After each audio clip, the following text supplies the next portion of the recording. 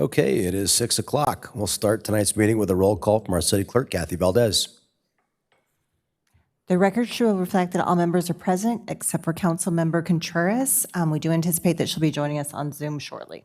Okay, and our deputy mayor will lead us in the Pledge of Allegiance this evening. Please rise. Put your right hand over your heart and begin. I pledge allegiance to the flag of the United States of America and to the republic for which it stands, one nation, under God, indivisible, with liberty and justice for all.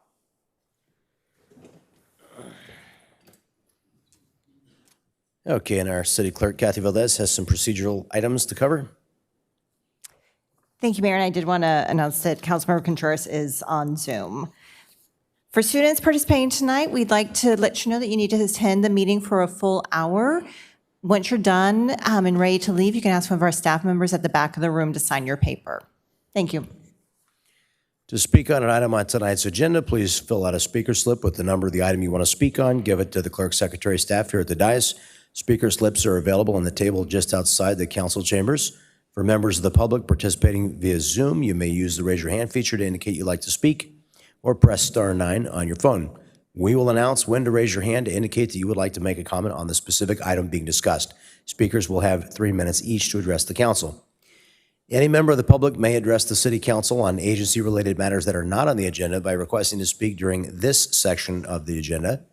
Do we have anyone present who has requested to speak? No, sir. Okay, seeing none, we will now close the opportunity for oral communications at this meeting. You have one discussion item tonight, an update on the implementation of the strategic plan to address homelessness. If there are any members of the public that wish to speak on this item, they may indicate so by using the raise their hand feature by pressing *9 now, or by submitting a request to speak card here at the dais. Speakers will be called upon after the presentation. Our Homeless Services Program Manager, Jonathan Lunk, will introduce the item. Thank you and good evening, Mayor, City Council members. Tonight's workshop provides the City Council and members of the public an update on the implementation of the city's strategic plan to address homelessness.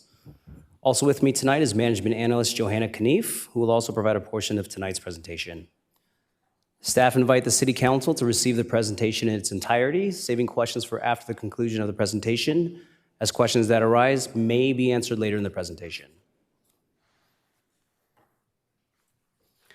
The strategic plan was adopted in March 2020 and identifies 3 primary goals, which are to prevent homelessness by focusing on promoting self-sufficiency and stable housing for people at risk of homelessness, to improve the quality of life of all housed and unhoused residents by mitigating public health and safety impacts, and reducing homelessness by providing long-term solutions to connect people with housing and supportive services.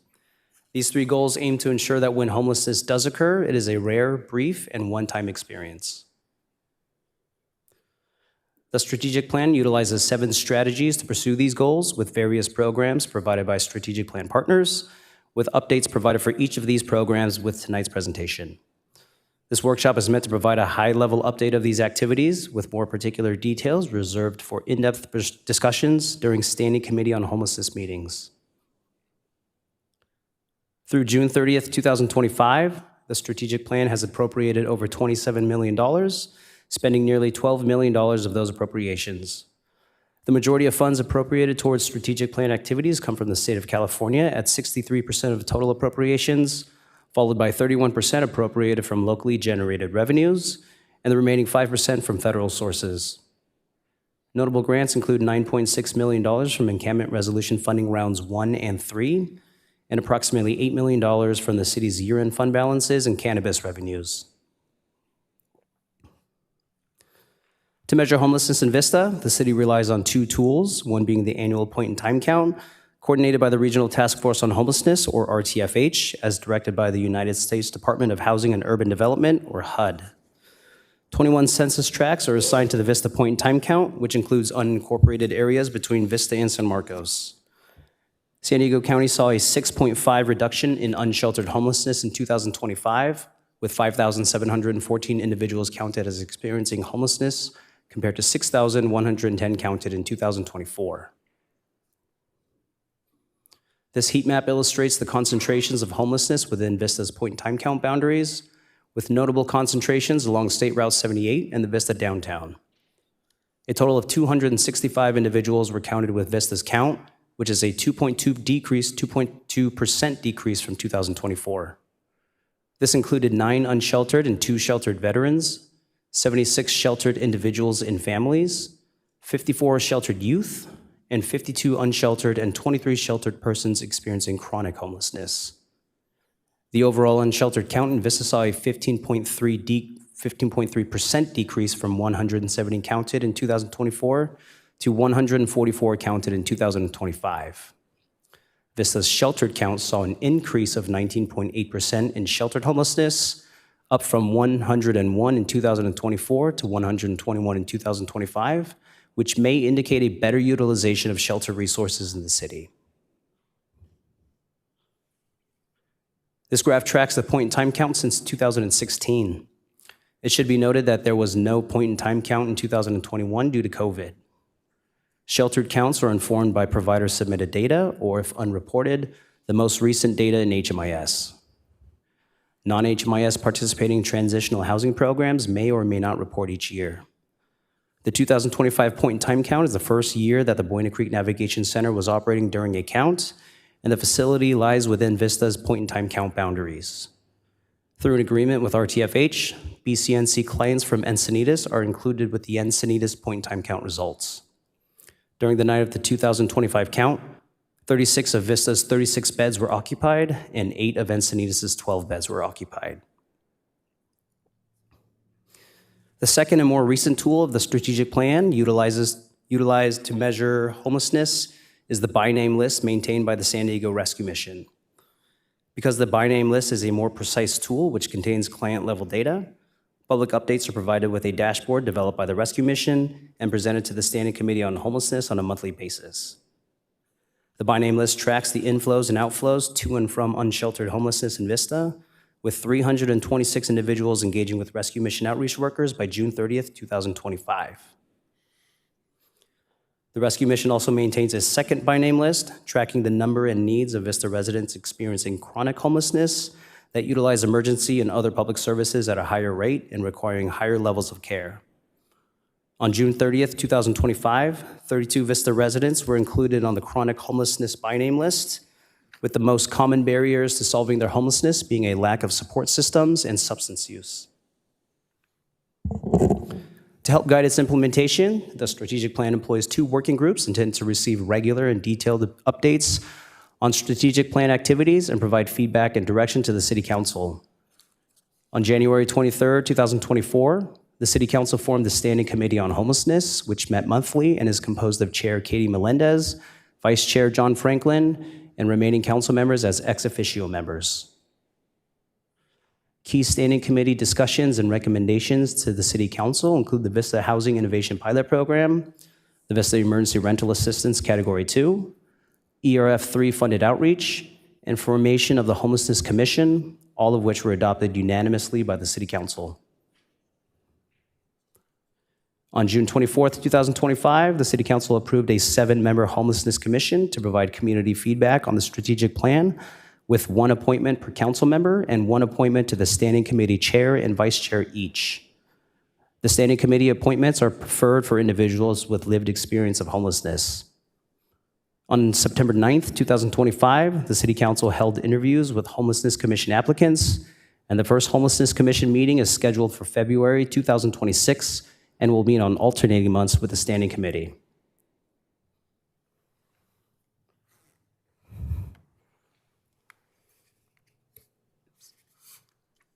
Good evening, Mayor and City Council.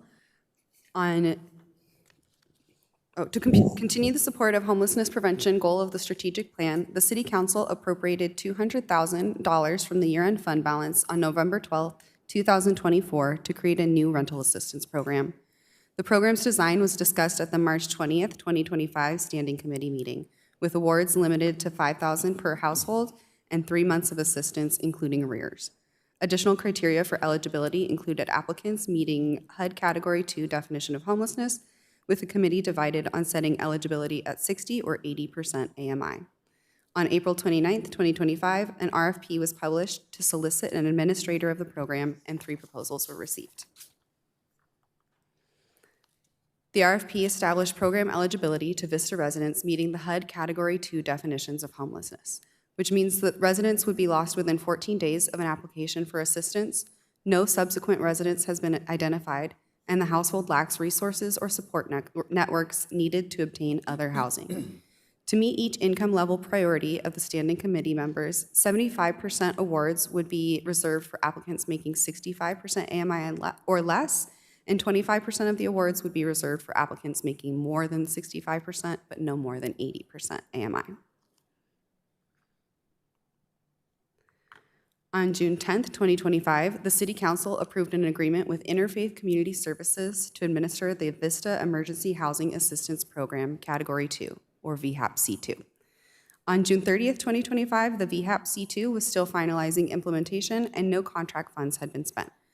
Interfaith will provide financial literacy coaching and budgeting support with all awards, with monthly reports provided to the Standing Committee detailing the numbers of applications received, number of households served, award amounts dispersed, reasons for ineligible applications, and anonymized demographic and income data. Follow-up assessments at 6 and 12 months post-assistance will also track housing stability. In support of the encampment cleanup strategy of the strategic plan, on August 13th, 2024, the City Council adopted Resolution Number 2024-140 after the grants passed decision on June 28th, 2024, which no longer required cities to require any affirmative action when enforcing local camping restrictions. Resolution 2024-140 directed the city manager and the city prosecutor to enforce VISTA Municipal Code Section 9.20.020B, which dictates that no person shall camp on any public property, public park, or any public street or highway. The resolution does maintain the offering of services and shelter when available during enforcement. Since the adoption of the resolution through June 30th, 2025, 312 encampments were cleared from the public right-of-ways, with 178 individuals referred to outreach during those efforts. 39 encampments contained personal property, which were stored at the public works yard for the owner to retrieve within 90 days. 13 arrests were also made during enforcement of the resolution. Since the formation of the Community Improvement Team in 2023, 89 tons of trash and debris have been removed from the public right-of-ways and public properties. Between November 1st, 2024 and June 30th, 2025, 45 encampments were reported on private properties, with 37 of those violations addressed by the property owner. In support of the street outreach strategy, the City Council approved an agreement with the San Diego Rescue Mission, or SDRM, for citywide outreach services. On March 25th, 2025, the City Council received a 4-month update on SDRM's accomplishments and directed staff to continue the agreement. The contract ceiling is limited to $500,000, and through June 30th, 2025, the city paid SDRM $192,670 for citywide outreach services. Separately, on June 10th, 2025, the City Council approved an agreement with SDRM for ERF3 funded outreach services, with a contract ceiling during year 1 of $1,133,362, and year 2 of $1,232,548. Both contracts integrate to form the VISTA Homeless Outreach Team, or VISTA HOT. Through June 30th, 2025, VISTA HOT served 407 unduplicated clients, which included 163 females and 244 males. The most common racial categories were white and multiracial and included 47 individuals with disabilities, 26 veterans, and 9 members of the LGBTQ+ community. We just say what a great picture that is. There she is, live in the person. Most of the clients served by VISTA HOT had been experiencing homelessness for more than 1 year, and a majority of the individuals engaged had spent time in VISTA for over 5 years, while housed or unhoused. This heat map shows where clients were engaged by VISTA HOT, with notable concentrations around State Route 78, the VISTA Downtown, and Sycamore Corridor. The most common service interactions during these engagements were the provision of basic needs, such as food and clothing, and continued street-based case management, which correlates with a high number of shelter offers not resulting in a referral due to an appropriate shelter bed not being available. Client destinations and locations are tracked during and after engagement, with the most common being 56 clients residing at the BCNC, 84 at the North County Lighthouse, and 148 remaining in a place not meant for human habitation. Notably, 20 clients were permanently housed by June 30th, 2025. In support of the home share strategy, the Vista Housing Innovation Pilot Program, or VHIP, utilizes existing market rate housing to expand affordable housing options for Vista residents experiencing homelessness. This is accomplished by coordinating individual leases for individual rooms and multi-bedroom units directly between the tenant and landlord, or through master leasing when the VHIP acquires a multi-bedroom unit from a landlord and subleases individual rooms to individual clients. Master leasing is an effective tool to solving homelessness by providing housing opportunities for residents experiencing homelessness that are unable to qualify for their own lease due to barriers such as low credit score, insufficient income, or eviction history. The VHIP also assists multiple individuals in a single household acquire a single unit, and individuals acquiring a single room occupancy unit or a room within an owner-occupied home. The program utilizes an online platform to match potential housemates, and clients receive continued housing stability case management for a minimum of 12 months. On August 27th, 2024, the City Council approved an agreement with nonprofit townspeople to administer the VHIP, which is funded by an agreement with RTFH. The contract ceiling was approved at $336,809, and through June 30th, 2025, the city paid $178,267 for townspeople's services to administer the VHIP. The funding agreement with RTFH expires on December 30th, 2025, and staff will recommend the continuation of the agreement with townspeople with a new funding source before that date. Through June 30th, 2025, the VHIP serves 60 unduplicated clients in 45 households containing 54 adults and 6 children. Of those served, 35 individuals and 26 households were housed, which contained 32 adults and 3 children. 18 individuals were housed under 8 master leases, with the master leases acquiring 1 3-bedroom unit, 5 2-bedroom units, and 2 1-bedroom units.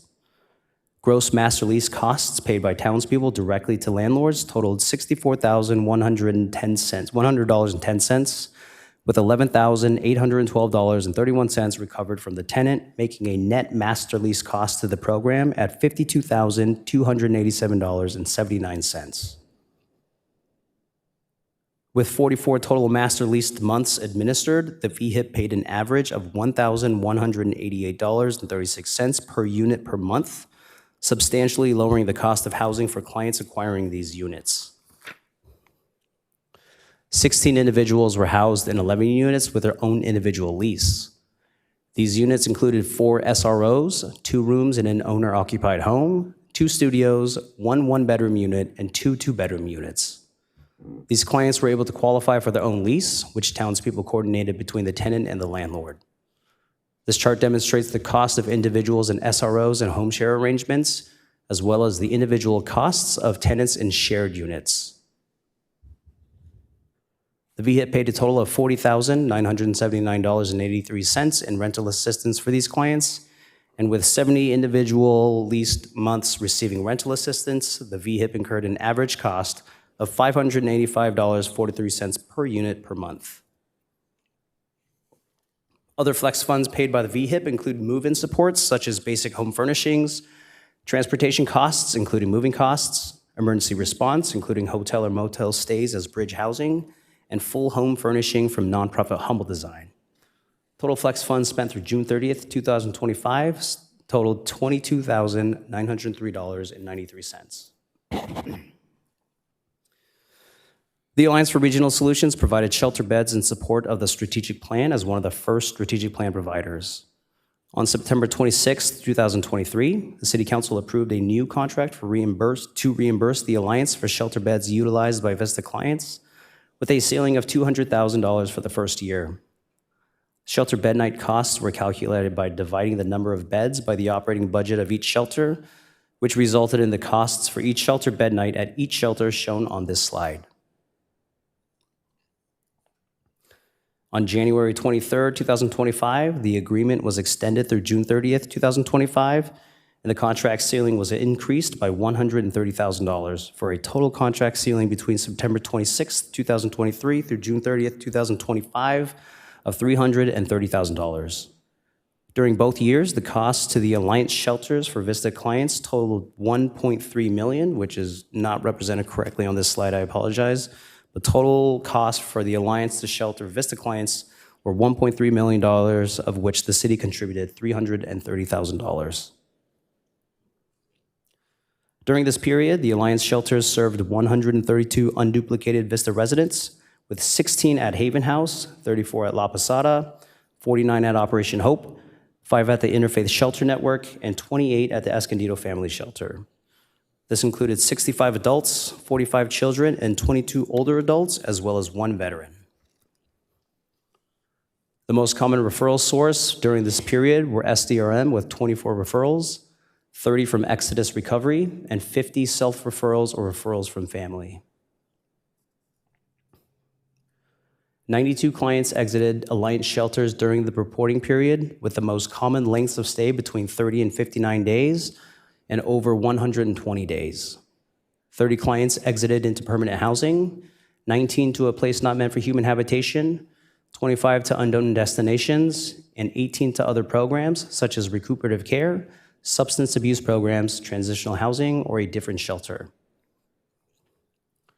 The strategic plan also provides an interim housing option through the Safe Parking Program, which was first approved by the City Council on January 10th, 2023, and operates in the Eucalyptus parking lot of Vista Civic Center.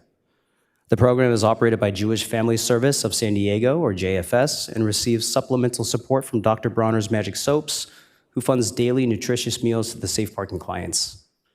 The current agreement is funded by the city's Encampment Resolution Funding Round 3 award, and through June 30th, 2025, the city has paid JFS $834,735.16 for 2 years of operator services.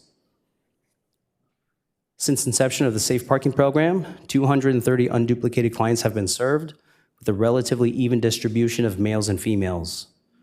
The most common racial categories were Hispanic and white, and the most common age groups were 35 to 44 and 62 years or better. There were 97 disabled individuals enrolled in Safe Parking during this period, with physical and mental health disorder being the 2 most common. The program also serves 16 veterans. The length of clients' vehicle homelessness before entering the Safe Parking Program shows a bimodal distribution, with the majority of clients enrolling in the program quickly after falling into vehicle homelessness or after 1 year.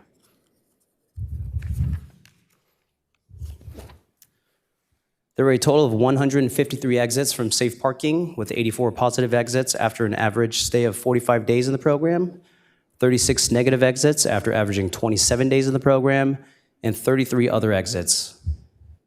36 positive exits were to permanent housing, 3 to a hospital or other medical facility, 22 reunifying with family or friends, and 23 to another interim or bridge housing program. All 36 negative exits were to a place not meant for human habitation.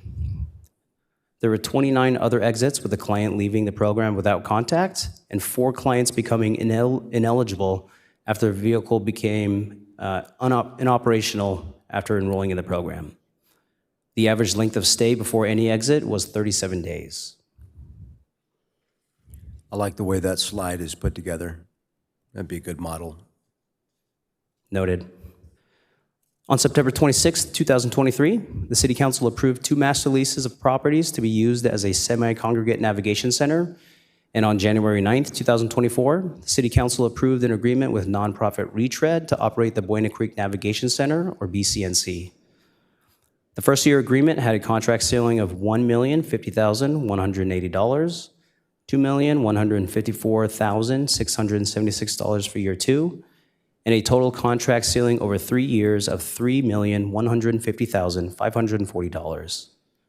Through June 30th, 2025, the city has paid Retread $1,420,748.12 for BCNC operator services. Through June 30th, 2025, the BCNC served 265 unduplicated individuals, including 159 males and 106 females. The most common racial categories were Hispanic and white, and the largest age group served was 40 to 59 years old. 155 of the clients served had a disability, and there were 17 veterans.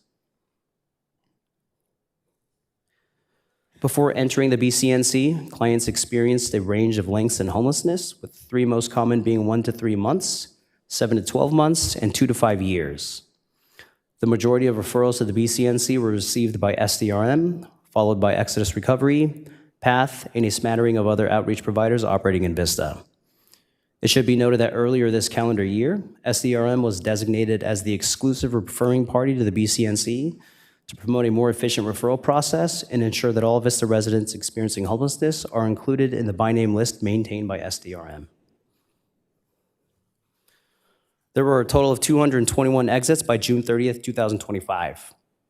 133 positive exits after an average of a 79-day stay were to rental housing without an ongoing subsidy, 27 to rental housing with some subsidy, 38 reunifying with family or friends, 14 to a substance abuse treatment or detox facility, and a few other destinations appropriate for the client's continued journey towards housing.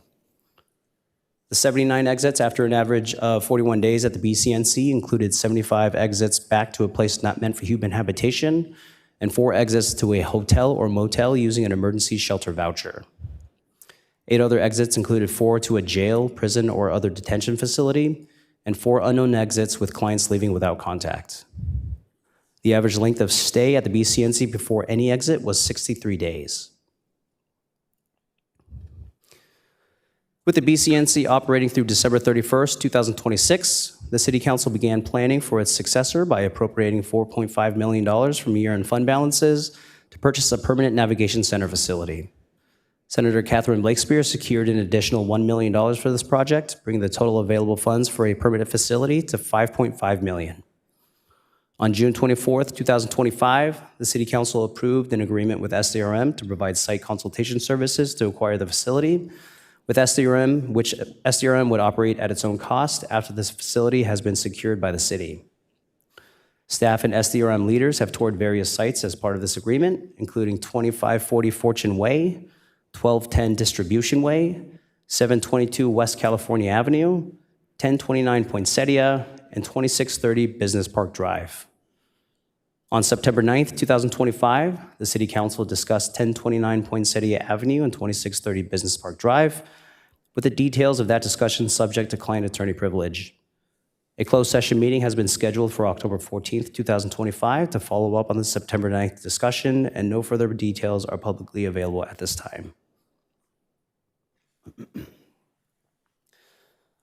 On October 15th, 2024, the city purchased a 12-bedroom residential care facility to host a transition-age youth transitional housing program.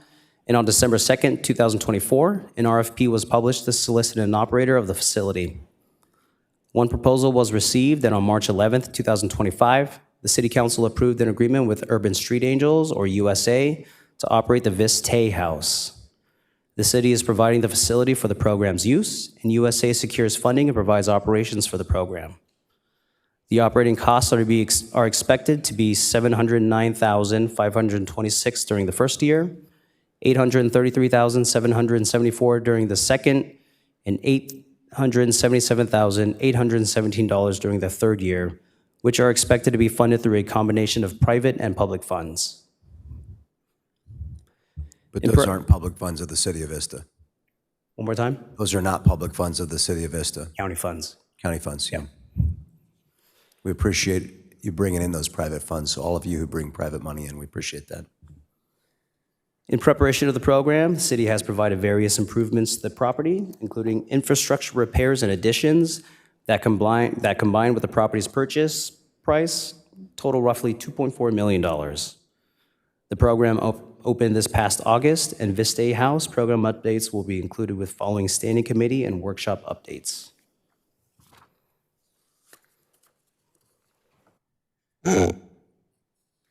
Fair housing services play a pivotal role in preventing homelessness by advocating for equitable housing, access to housing, offering assistance and resources to individuals at risk of homelessness, and striving to remove discriminatory obstacles to housing.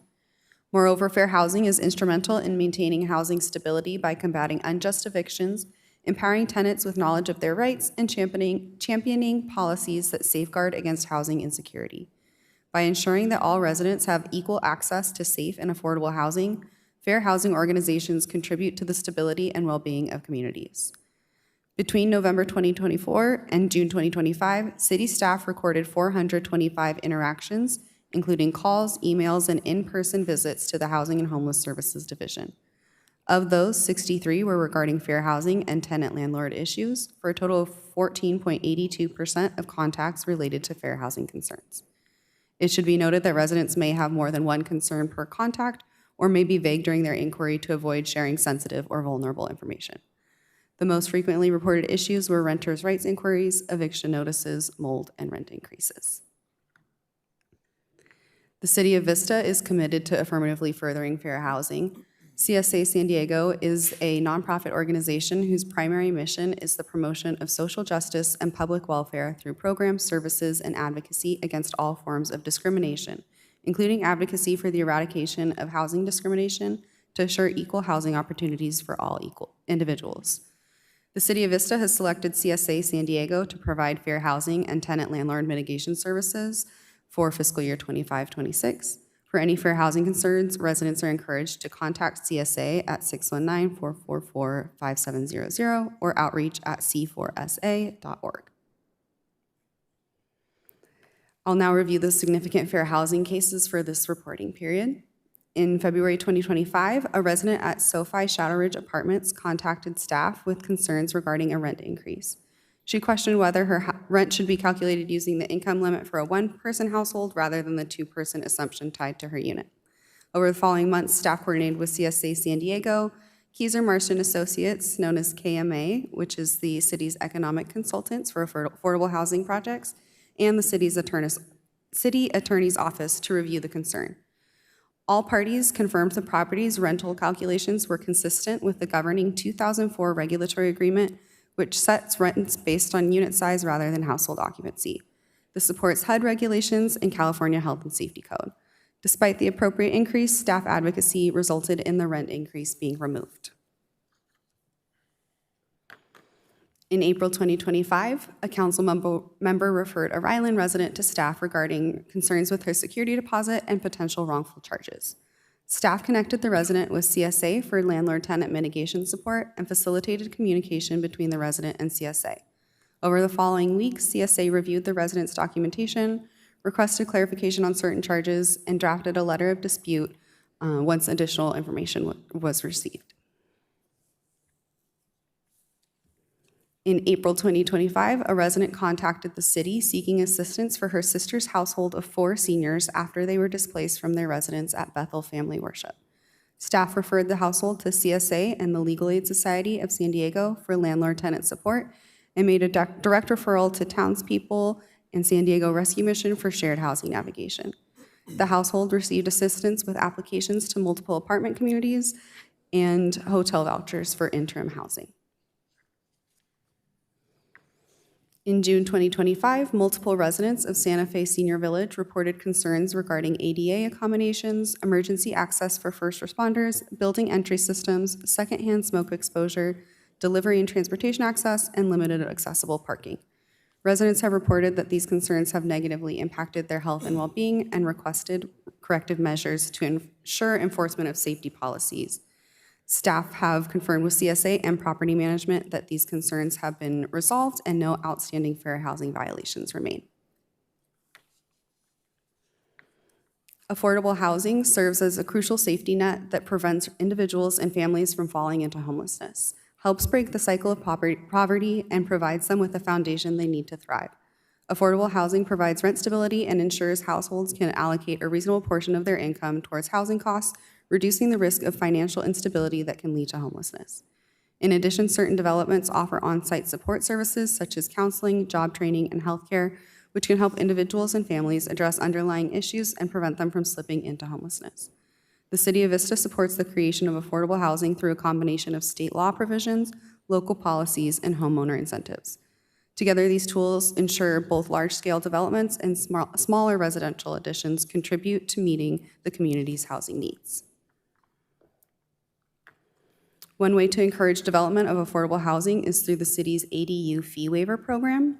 On August 13th, 2019, the City of Vista adopted ordinance number 2019-11, amending Chapter 18.31 of the City of Vista Municipal Code, which provides for city fees to be waived in the development of accessory dwelling units if the owner agrees to record a 10-year covenant on the ADU. These units must be rented to either a caregiver household or to households earning no more than 80% of the area median income. This program has helped expand affordability options within existing neighborhoods while supporting the city's housing production goals. Since the inception of this program in 2019, 16 ADUs have been constructed for eligible households, and a total of $207,201.76 of local fees have been waived for an average of $12,940 of fees waived per unit. One ADU fee waiver application was recorded during this reporting period, waiving $12,130.75 of development impact fees. On January 10th, 2023, the City Council adopted Ordinance 2023-1, requiring that any development with 20 or more units preserve 9% of the total units as affordable. Of these, at least 4% must be moderate income or below, and 5% must be low income or below. Developers who prefer not to build the units on site may instead pay an in-lieu fee into the city's inclusionary housing fund, with in-lieu fees restricted for construction of future affordable housing projects. This ordinance ensures that as larger housing projects are brought forward, each contributes to the city's overall affordability goals. Many of the city's recent developments are meeting this local requirement while also taking advantage of the state density bonus law, which provides additional incentives such as increased density, setback adjustments, and reduced parking standards when developers include affordable housing above the minimum thresholds. State density bonus law allows developers who commit to reserving a percentage of their units for low-income households increased density, development concessions, and regulatory waivers. Vista has seen a steady pipeline of projects utilizing this law. And I will go through these one by one on the next slides. So the first one we have is 1205 Melrose Way. On August 8th, 2022, the City Council approved a general plan amendment and tentative subdivision map for the development of 15 single-family homes at 1205 Melrose Way. The project utilizes state density bonus law, and as a condition of approval, one home has been designated as a very low-income unit. The affordable housing agreement was signed and recorded on August 8th, 2025, securing the affordability restriction for 55 years. Again, one unit will be reserved for rent to a very low-income household. On February 20th, 2024, the Planning Commission approved a site development plan for the redevelopment of 1070 South Santa Fe Avenue. As proposed, the project will construct 2 apartment buildings to create a total of 96 units. 8 of these units are restricted as very low income under an affordable housing agreement with the city, which was recorded on May 29th, 2024. On April 18th, 2023, the Planning Commission approved a site development plan for the demolition of an existing church and construction of a 4-story apartment building at 165 Eucalyptus Avenue. The project will provide 176 new apartment homes, including 18 reserved for very low-income households. A draft affordable housing agreement, which will restrict the 18 designated units at affordable rents for 55 years, has been transmitted to the developer for review and signature. On June 17th, 2025, the Planning Commission approved a tentative subdivision map, site development plan, and density bonus for the development of 19 single-family homes at 1800 Monte Vista Drive. 2 of the homes will be reserved as very low-income units. The affordable housing agreement is currently in development. On April 16th, 2024, the Planning Commission approved a site development plan for the repurposing of 2 existing commercial offices into 36 apartment units at 952 Postal Way. The project includes 7 units reserved for low-income households. On February 25th, 2025, an affordable housing agreement was signed and recorded, restricting 7 one-bedroom units for rent to low-income households at affordable rents for a period of 55 years. I'll now pass the mic back to Jonathan. On June 13th, 2023, 2 city-owned lots at 902 Vista Village Drive and 211 Palm Drive were made available for affordable housing developments through the Surplus Land Act, with the Surplus Land Act process satisfied with HCD on March 5th, 2024, with the selection of Wakeland Housing and Development Corporation for both lots. The proposed development at 902 Vista Village Drive will sit on the .44 acre lot with a 62-unit permanent supportive housing development with 61 studio units averaging 432 square feet for residents making 30% AMI or less and exiting homelessness. Total development costs are estimated at $42.37 million, averaging $683,000 per unit. Sources of funding include federal and state low-income housing tax credit equity, county housing grant funds, permanent debt, and gap financing contributed by the city in the form of a $3.75 million commission loan from the city's housing asset funds and a $2.5 million land loan. Wakeland is finalizing a pre-application package for the Planning Division's review and comments, and a Development and Disposition Agreement, or DDA, is expected to be recommended to City Council later this calendar year. The lot at 211 Palm Drive is a .6 acre parcel that is proposed to host 70 senior affordable units, with further details on that project to be determined, and a DDA recommended to the City Council during the spring of 2026. This concludes the staff presentation. Staff would like to thank the City Council for its continued stewardship of the strategic plan and all of the strategic plan providers who make its implementation possible to ensure that when homelessness does occur, it is a rare, brief, and one-time experience, while ensuring that the city remains dedicated to providing exceptional services, to improving Vista's quality of life, and to enhancing the uniqueness of the Vista community. Our staff and plan providers are available for any questions. Thank you. Do we have any requests to speak from the public on this item? Okay, we'll close the opportunity for public comment on this item, and we'll hear from Deputy Mayor Melendez.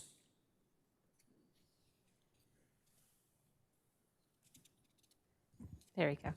Thank you so much for that presentation. Wow, we have accomplished so much in our strategic plan to address homelessness, and laid out before us, it looks really, really solid. I really believe that we are doing everything we are supposed to do as a city and as civic leaders to address homelessness. That prevention piece, we're bringing back in rental assistance funds for folks. It was really important for me that that didn't go away.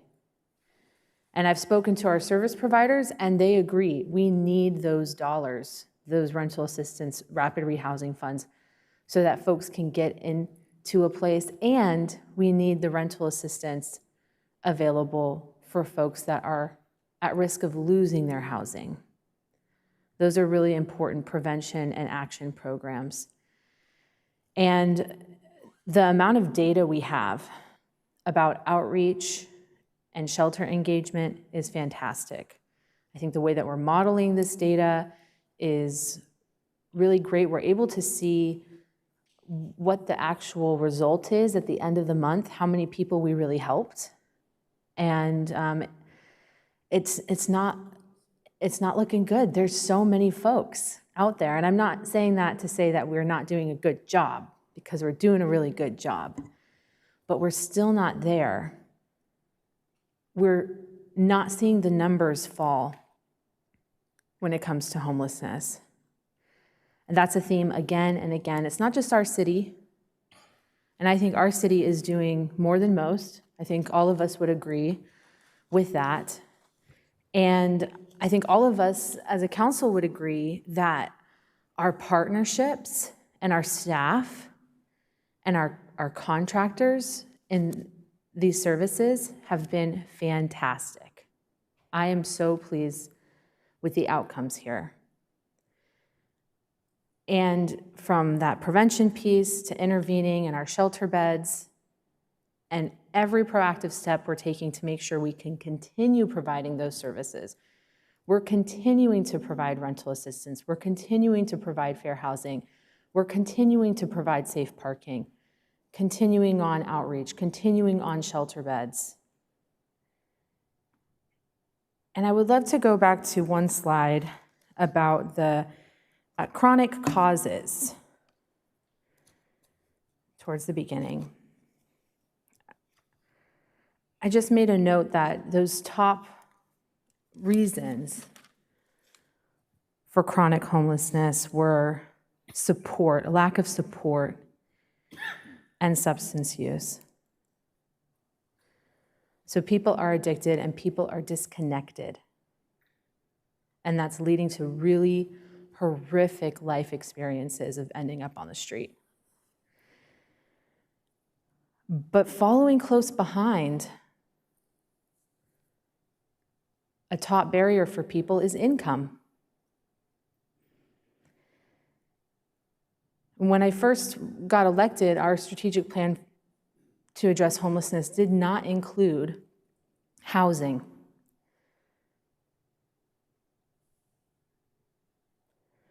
But it does now. And we are seeing more affordable housing. The city has done a lot on that front with our own properties.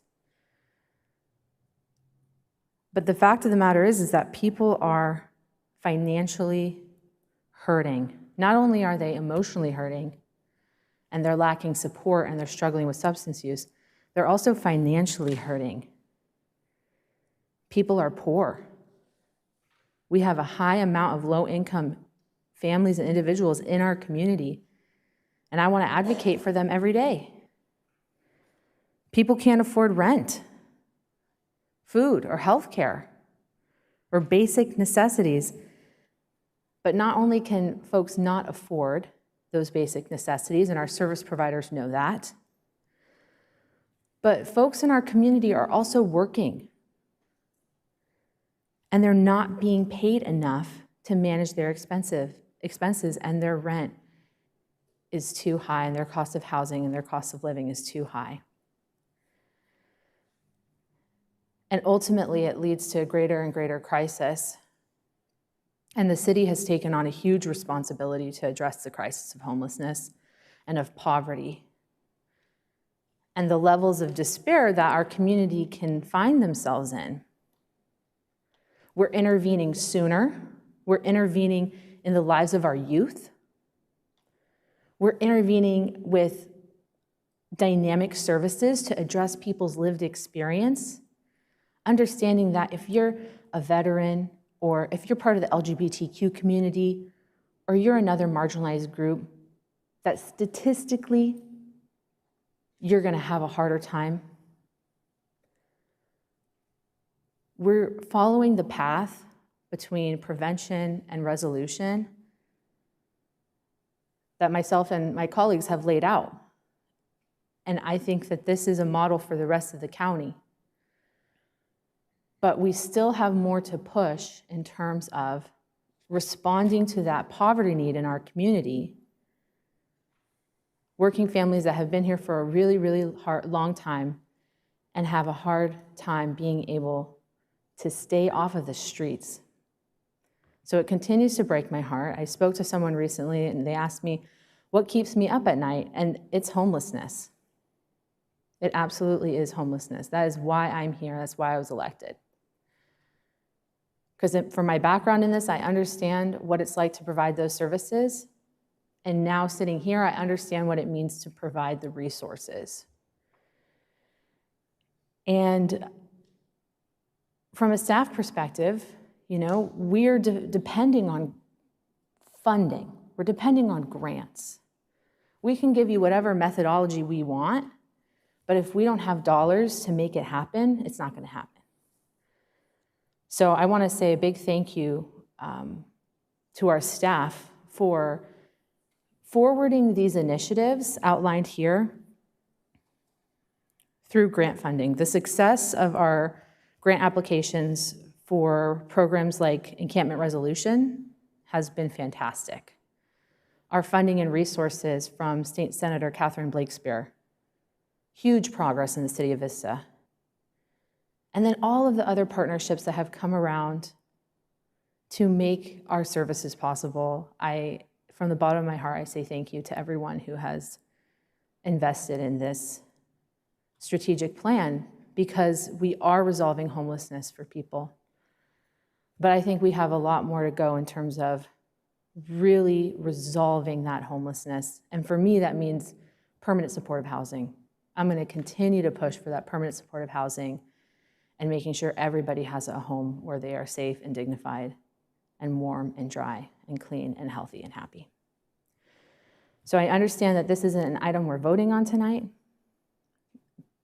We've talked about homelessness throughout the year, and this is our very, very, very special workshop on the topic. And I'm sure my other colleagues have questions. You know, I would love to invite our service providers to, to jump in at any point in this discussion as the council might have questions, because you guys are really on the ground, and I want to say thank you for that. I'm really proud that we can start kicking off with a commission. That was something that was really important to me.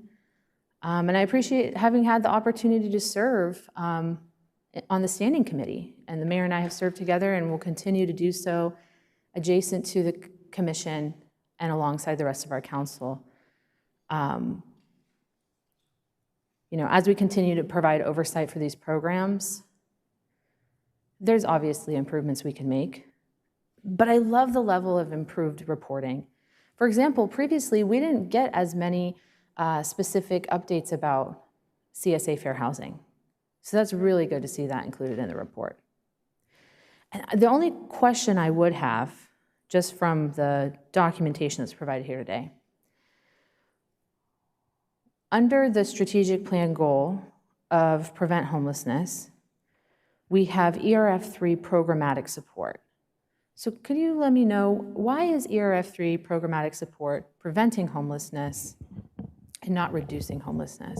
It's a combination of both, yeah. So ERF3, we have about $7.8 million with the third round. The primary contracts were the JFS for safe parking and SCRM for outreach. The remaining are for administrative costs, operating reserves at the BCNC, a lot of different things, programmatic support. It could be classified under prevention or, of course, reducing homelessness, because there are diversionary funds available with that program as well.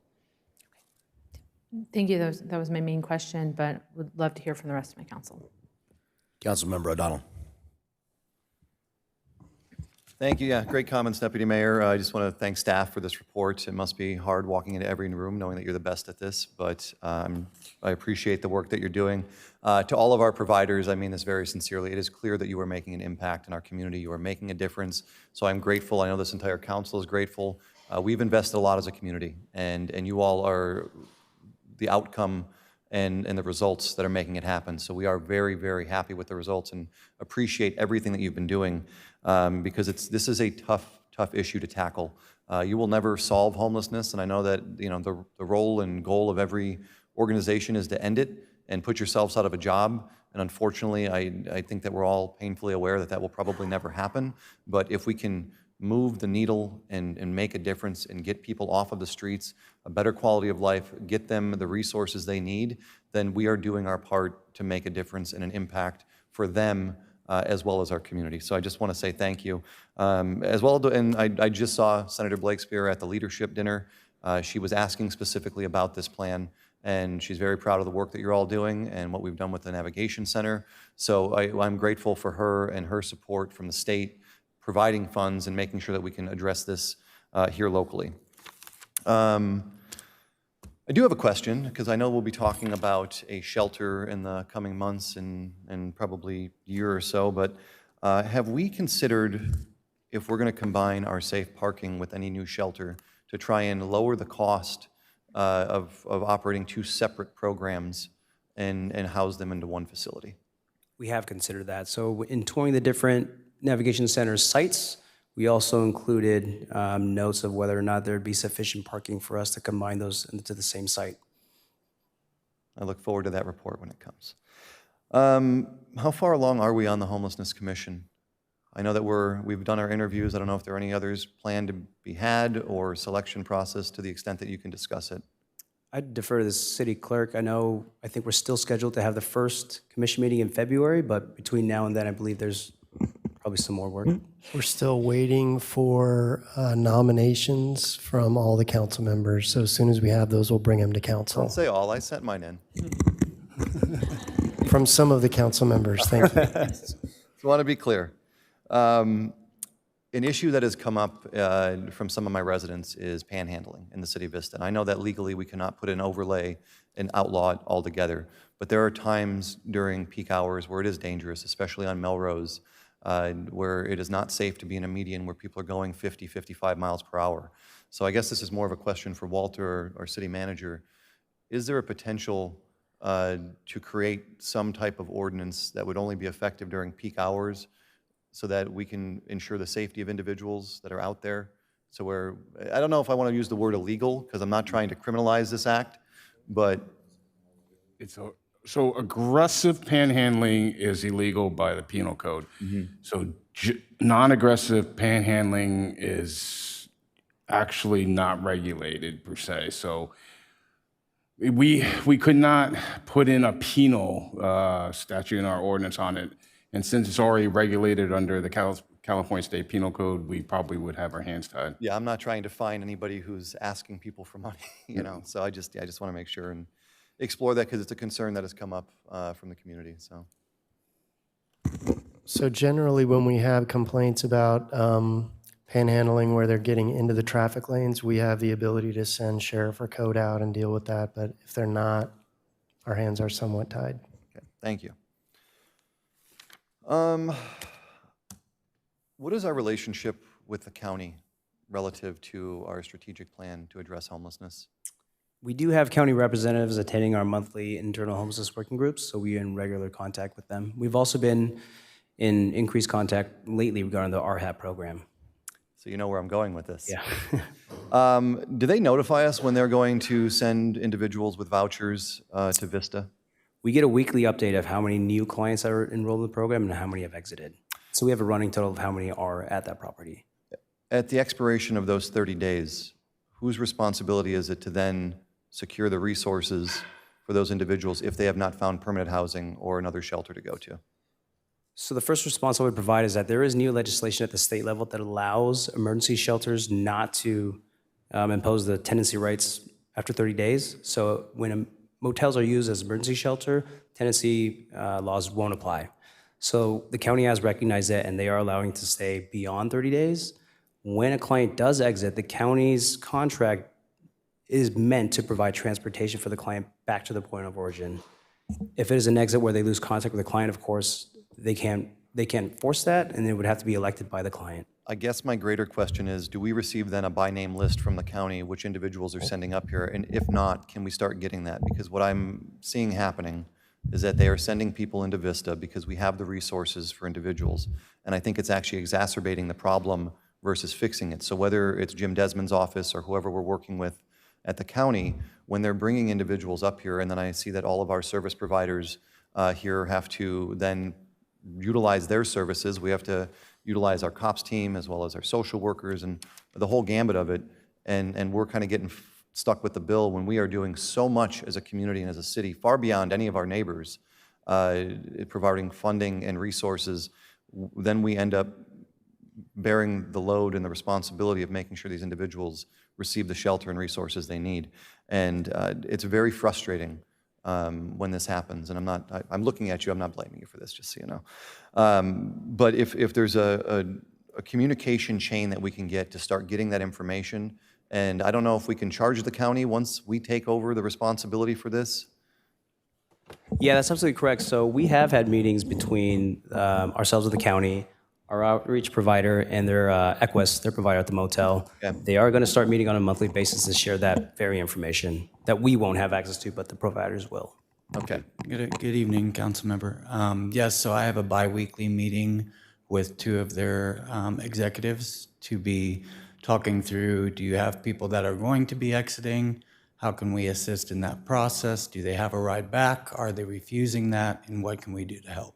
That's fantastic. And that information, I don't need to see that information. I just want to make sure we're working on that, because I think it really is unfair to all of you and this city when we have to then take over that responsibility. And you obviously don't want somebody on the street, so I'm not saying don't help them. But what I am saying is that if their program is intended to ensure that they remain in that program and they have the resources and then they're not providing them, that's a huge issue for me, because it costs all of you time and money, it costs us time and money, and it doesn't help us solve the problem that we're trying to solve here in our community. So Totally agree, and we're in better communication now and Perfect. in solving. I So really appreciate you. that. Thank you. That was that one. Place not meant for human habitation, is that just they're back on the street? Correct, yeah. Okay.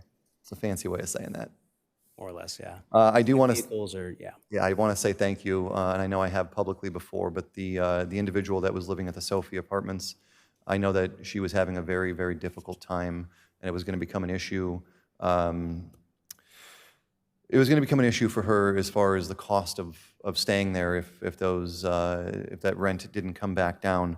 I know it was a very challenging process, and if she's listening, I really appreciate her bringing it forward to us because I think it was a necessary conversation to have, and I think it made us all understand what surrounds that a little bit better, especially on contracts that are a little bit older. So, that was very good work, and I just want to commend you for it because I had some tough conversations with her as well, but I do appreciate her.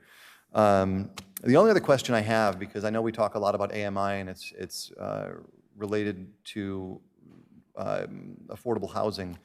Do we have a list, and I don't need it today, if we have a list of regionally throughout the city what the different AMIs are, because everybody hears about 30%, 60%, 80%, whatever it is, that would be good information. And if it is in this 500-page document you sent us, I apologize in advance for I'm asking. sure it's somewhere in there, yeah. Okay. But it is All for right. the countywide, I will yeah. dig through and find it then. Otherwise, we will follow up with that. Cool. Yeah. That's it. I mean it sincerely to, again, providers and staff. Thank you for all the work that you're doing. I see the difference. I know there's a difference being made to our deputies and our cops teams and our social workers. Thank you for the work that you do because I know that it is a challenging thing to continue working on and overcome, but you all are doing a great job, so please keep it up. Perfect, thank you. Yeah, I want to echo a lot of that same sentiment. I know, like, I'm proud of the work that we're doing here in the city, and I know a lot of other people are as well. I know our state senator is. She's mentioned that many times that we do a great job here, and she loves working with us. So, and that's not us. That's you guys. So we really appreciate that. I have a few questions. There's really only two kind of avenues, but. I do want to echo, what Councilmember O'Donnell said about the voucher program and that communication. I think that's awesome that's already being worked on, and so really good question. Props. The other ones though are, there's a huge discrepancy between the 144 from the point in time count and the 350 plus from the by name list. Is this something structural within the point of time? Are we pretty sure it's closer to the by name list numbers are going to be more accurate in the point in time? Like, could you explain that a little bit? Yeah, absolutely. So the point in time count is a pretty imperfect tool. I think everybody would agree to that. The primary benefit of the point in time count is done nationally across the entire country. And so it gives us a snapshot of the homelessness environment. It's certainly, it's counted by volunteers, so it's a human count versus the by name list, which is something that's updated real time every day.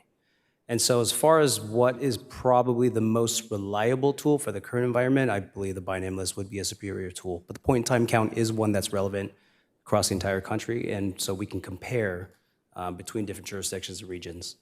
And are we crossing people off of the by name list as we are checking for people, or is it something where is it reactive to we know there's a positive or negative exit or a moving or something like that, or is it something that's constantly, we haven't seen this person in a couple weeks, so they're off the list? Yes, all of the above. So as you'll see with the outflows, if somebody acquires permanent housing or goes to some other kind of stable housing or more stable housing, it is included with the outflow and removed from the list. Also, if they have not had contact with a client within 90 days, they will be moved to inactive. Okay. Yep. That's great. Okay, well, I think it's really awesome that we're doing that because, one of the things, I'm a big numbers guy, my day job is doing a lot of marketing analytics and things and optimizing, and looking at spreadsheets all day long and trying to figure out how to make the numbers go up and sometimes down. And so, when you have good data, it's a lot easier to work on this kind of stuff. And in that line, the other big thing that I noticed was, 624 no shelter available on the outreach side. And, I think that's, I get the weekly updates, and so I see that we're at capacity almost constantly at the navigation center, which, is one of the many reasons I'm sure we're looking for the permanent solution there. But the other side of it is something that I know we've spoken about plenty of times, but the duration of stay, right? You have two kind of variables in that equation. One is how many beds, and then the only other way to, increase the number of people you serve is to decrease the length of stay. So my big question is, and I have some hypotheses, but what would you say some of the main causes of those longer lengths of stay would be? I would actually defer to some of our providers who might have some additional insight, whether it's safe parking or any of our shelter operators. I think they might have some better insight than I Yeah, would. that'd be great. That'd be. What's your question? With the length of stay at a lot of the different shelter options, trying to see what the reason for that is, because obviously there's two variables: the number of beds and how long you stay in them is basically the capacity for that specific space. I guess is not the right word for that, but. My name is Nanette. I'm with Retread. We operate the BCNC. We work really hard to identify. We do 15-day extensions with clients, and so we work really hard to identify whether or not a client is actually going to be working towards their goals, or if they're just wanting like 30 days of shelter or 15 days of shelter, food, shower. But once we've identified that somebody is serious about getting housed, there's a lot of aspects that can make their stay take a little bit longer. For example, they might need to be saving money. They might come in without a job, get a job during their stay, and then want to save 1 to 2 months of rent. So that's one thing. Secondly, it can take a long time to find affordable housing in Vista or locally or throughout San Diego. And then also another alternative is if they're matched to supportive housing or something like that, or rapid rehousing. That process can take a really long time, gathering all the documentation, collaborating with the other case managers, going to different appointments. And so those are all things that, like logistical things that can increase their stay, as well as it's important to understand that it's a hard transition for somebody to go from the street into housing. And so there's also a mindset shift that needs to happen during their stay. And so that can also take some time. But yeah, so it's like tricky balancing, not wanting them to feel like they've moved into the shelter and they're free ride for 4 months or whatever. But also like, okay, time to shift your gaze forward. So. Thank you. Yeah, and you can tell that like the ones with the longer duration stays are, have an increase in the success ratio. So, I think average stay was something like 50 versus 79 or something like that for negative versus positive. Okay, 41 versus 79. So there's probably something to that. Whereas like when you're having those positive interactions and you're trying to work through some of those different programs, then they take time. And I think that's something that, oh yeah, sure. Sorry about that. No, this is what this is for. It's perfect. Okay, no, I just wanted to add, so everything she mentioned before is spot on, but also one demographic that we see a lot within just safe parking as a whole is our older adult population that are on fixed incomes. And so when you're on a fixed income, $1,000, $1,200 a month, and you're doing, especially in a program, so we try to operate a 60-day program and offer 30-day extensions based on engagement and programmatic adherence to guidelines and other aspects of things. However, if a client that's on a fixed income is doing everything in their part, sometimes they are navigating a match or just waiting on some affordable housing lists that are 3 to 5 years long. Our goal is to keep them in the program, keep them safe, keep them compliant with the programmatic guidelines, and sometimes those stays can really inflate numbers. And then when you have a household that's possibly like in some of our safe parkings, you have a couple that they're both working and they just need that quick 2 weeks, a month in the program. So that, and then you have one, like I said, you can have an older adult that it might take 14 months to house versus 2 weeks, and then it shows you a length of stay that is, Right. it gives you a number, but you know, everything is case by case, so you never know. So that sometimes length of stays can really not paint a very good picture. For sure. Yeah, no, and that seems apparent with all the different types of exits and all the different ways that things go like this. But do you have some insight as well? Hi there, Honorable Mayor John Franklin and Deputy Mayor Katie Melendez and Council Member.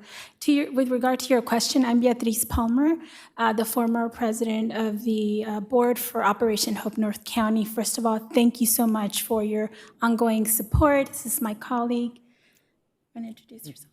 Hi, I'm Lena Soto Thomas. I'm the current program director at Operation Hope.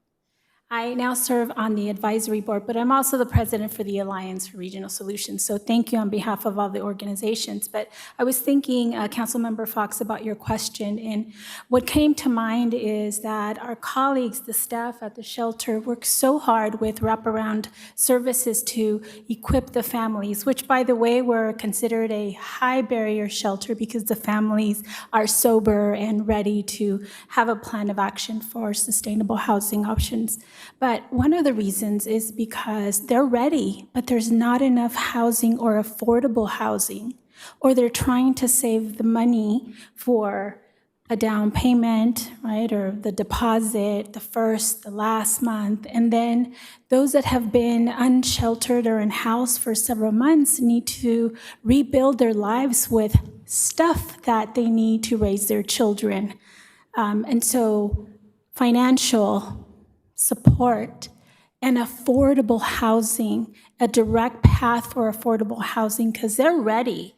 They get the jobs, they get the trainings, they're healthy, but there's not enough affordable housing so that when they leave, they also have the support system. They can come back as alumni, so they have those important touch points. So I wanted to share that. Anything else I missed?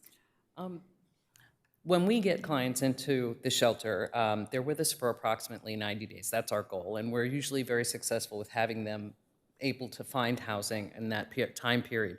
But when you consider the clients that come to us who have no employment, and it takes them at least a month to find decent employment and to be able to save money. And so if you consider how if any of you had to move in 90 days and only started to build up savings in 1 month, what would you be able to afford?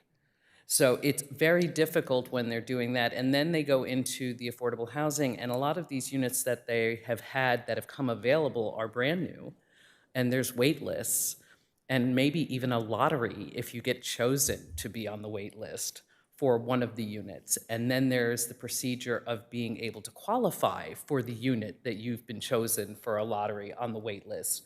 We have them filling out applications everywhere, and continuing to give them the support and case management and resources. It is the housing aspect that is really the difficult aspect in getting them out. It's just not there. What they can afford in the time period that we have, we do the best we can, because B is right. They want it. It's just not available. But we're not giving up. Thank you so much. Yeah, thank you for all your great work. Yeah, absolutely. Actually, while you're here. Sorry, turn my mic off. There we go. Just a quick question. So I understand people fill out applications all the time, and there's probably different qualifying metrics and different, but are we sourcing different units that are available constantly? Because my question is, like, is there a way to centralize a location where they can just fill out the application with all of their needs and financial, whatever it is, in order to qualify, or does that not exist? It doesn't sound like it does, but I think that'd be fantastic if it did. Oh, it would be lovely if it did, but it would be a dream come true. However, depending upon where the clients come from, whether they want to stay in Vista, whether they have ties to Oceanside or Carlsbad or wherever they choose to move, every area has their own housing program and resources. And in order to help them maximize their potential to be able to find housing and work with the employment they have, you have to continue to have them apply every single place has their own requirements and criteria. It's a very challenging process, and many of them get very discouraged throughout. So when they're with us, they at least have the support, and when they're with any of the providers here who are helping them with that, that's the benefit that they have, is being able to have us to help support them through the process when they just feel like giving up. Thank you. How many applications do you think that they complete on average? On average, in how long a period? Well, you said 90 days is your targeted stay. We do you think usually you're- try to get them in a week. Goodness, I would say at least 5 to 10. We try to get them in a day. We don't discourage them from applying for units that they don't think they can get. We have them applying everywhere, even fair market units, just because they need to know the experience of getting through it. But we go through it everywhere with them. I would say at least maybe, like I said, 5 to 10 a day if possible. But then once they saturate that, then they have to go back and they have to continue to follow up with them, because a lot of the units that are there, you need to follow up to make sure that they have continued to get that, or they get called to continue to give information that they've already provided or that they need more updated records. So it is a process that causes delays for them. Even if they have done everything they think they could, they then find out, well, now that we're getting to your application, this information's out of date, so you need to provide us updated information. Mayor, you said something really important. You repeated what she shared, that ideally the clients should stay with us 90 days, but that's almost impossible because of housing. So they end up staying longer. Ideally is to get them in, get them on a plan, and get them out into sustainable, affordable, long-term housing within 90 days, but that's almost impossible. Do you know what your average stay is per family unit? I would say that our average stay at the moment is probably 4 to 5 months. We have had a number of clients who have stayed approximately 6 months or a little bit longer, but those were probably much larger families, which we don't have time to get into why that's challenging on its own. But I would say probably at this point, probably 4 to 6 months would be the average stay. And these are all hardworking families. They're not the families that, are dealing with a lot of, the things that you see on TV. These are families that are working, getting training, they have a plan, they're working the plan. They're families that, everybody deserves a chance, but these are the families that are ready. They're ready to get out. That's good. Thank you. Am I still recognized? Yes. Okay. Sorry. I thought it would be kind while, you guys were already up here to just let, everyone get their questions out too, but, but thank you so much. Thank you. So, I mean, it sounds like some of there's a lot of it is application times, a lot of things like that. And I've also heard that housing that they're looking for isn't available at the moment. And, I'm looking at some of the numbers like, 624. I'm guessing those are not non-duplicative. Those are. The service engagement SRM, yeah, those are duplicated. Yeah, okay. So it's not 650, not 624 people. It's Right, correct. interactions, okay. Exactly. Because that would be a very scary thing with 36 beds and 624 interactions, or people. That would be a very, at 90 days of 79 days of interaction. So, it's like that was a concern of mine. So, I mean, I look at a lot of our partners like Operation Hope and some of those programs that are a little bit longer term programs, and the success they have with success rates compared to something a little bit more designed to be a little bit more short term and what's the word for it? Like diagnostic? I don't know.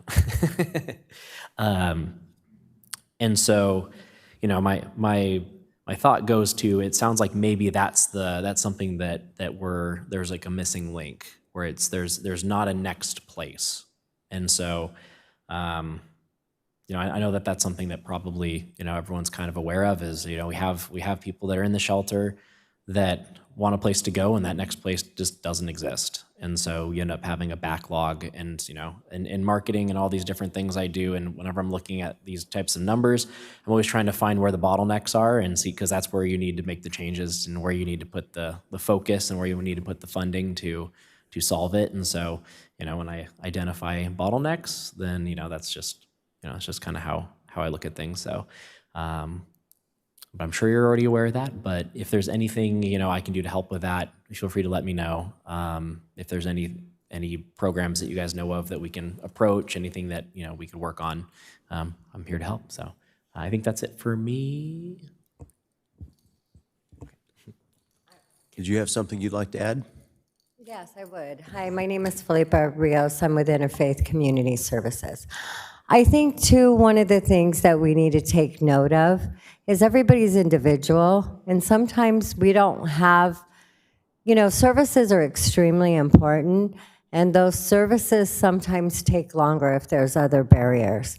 So actually bringing individuals inside and being able to work through those barriers, those will help us to get people not to be cycling back through the system.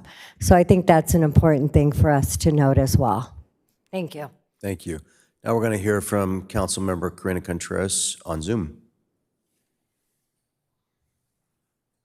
Thank you all so much. I wish I could be there with you. I'm just recovering right now from being a smidge sick. But first, I just definitely want to echo what everybody's saying, the rest of my colleagues.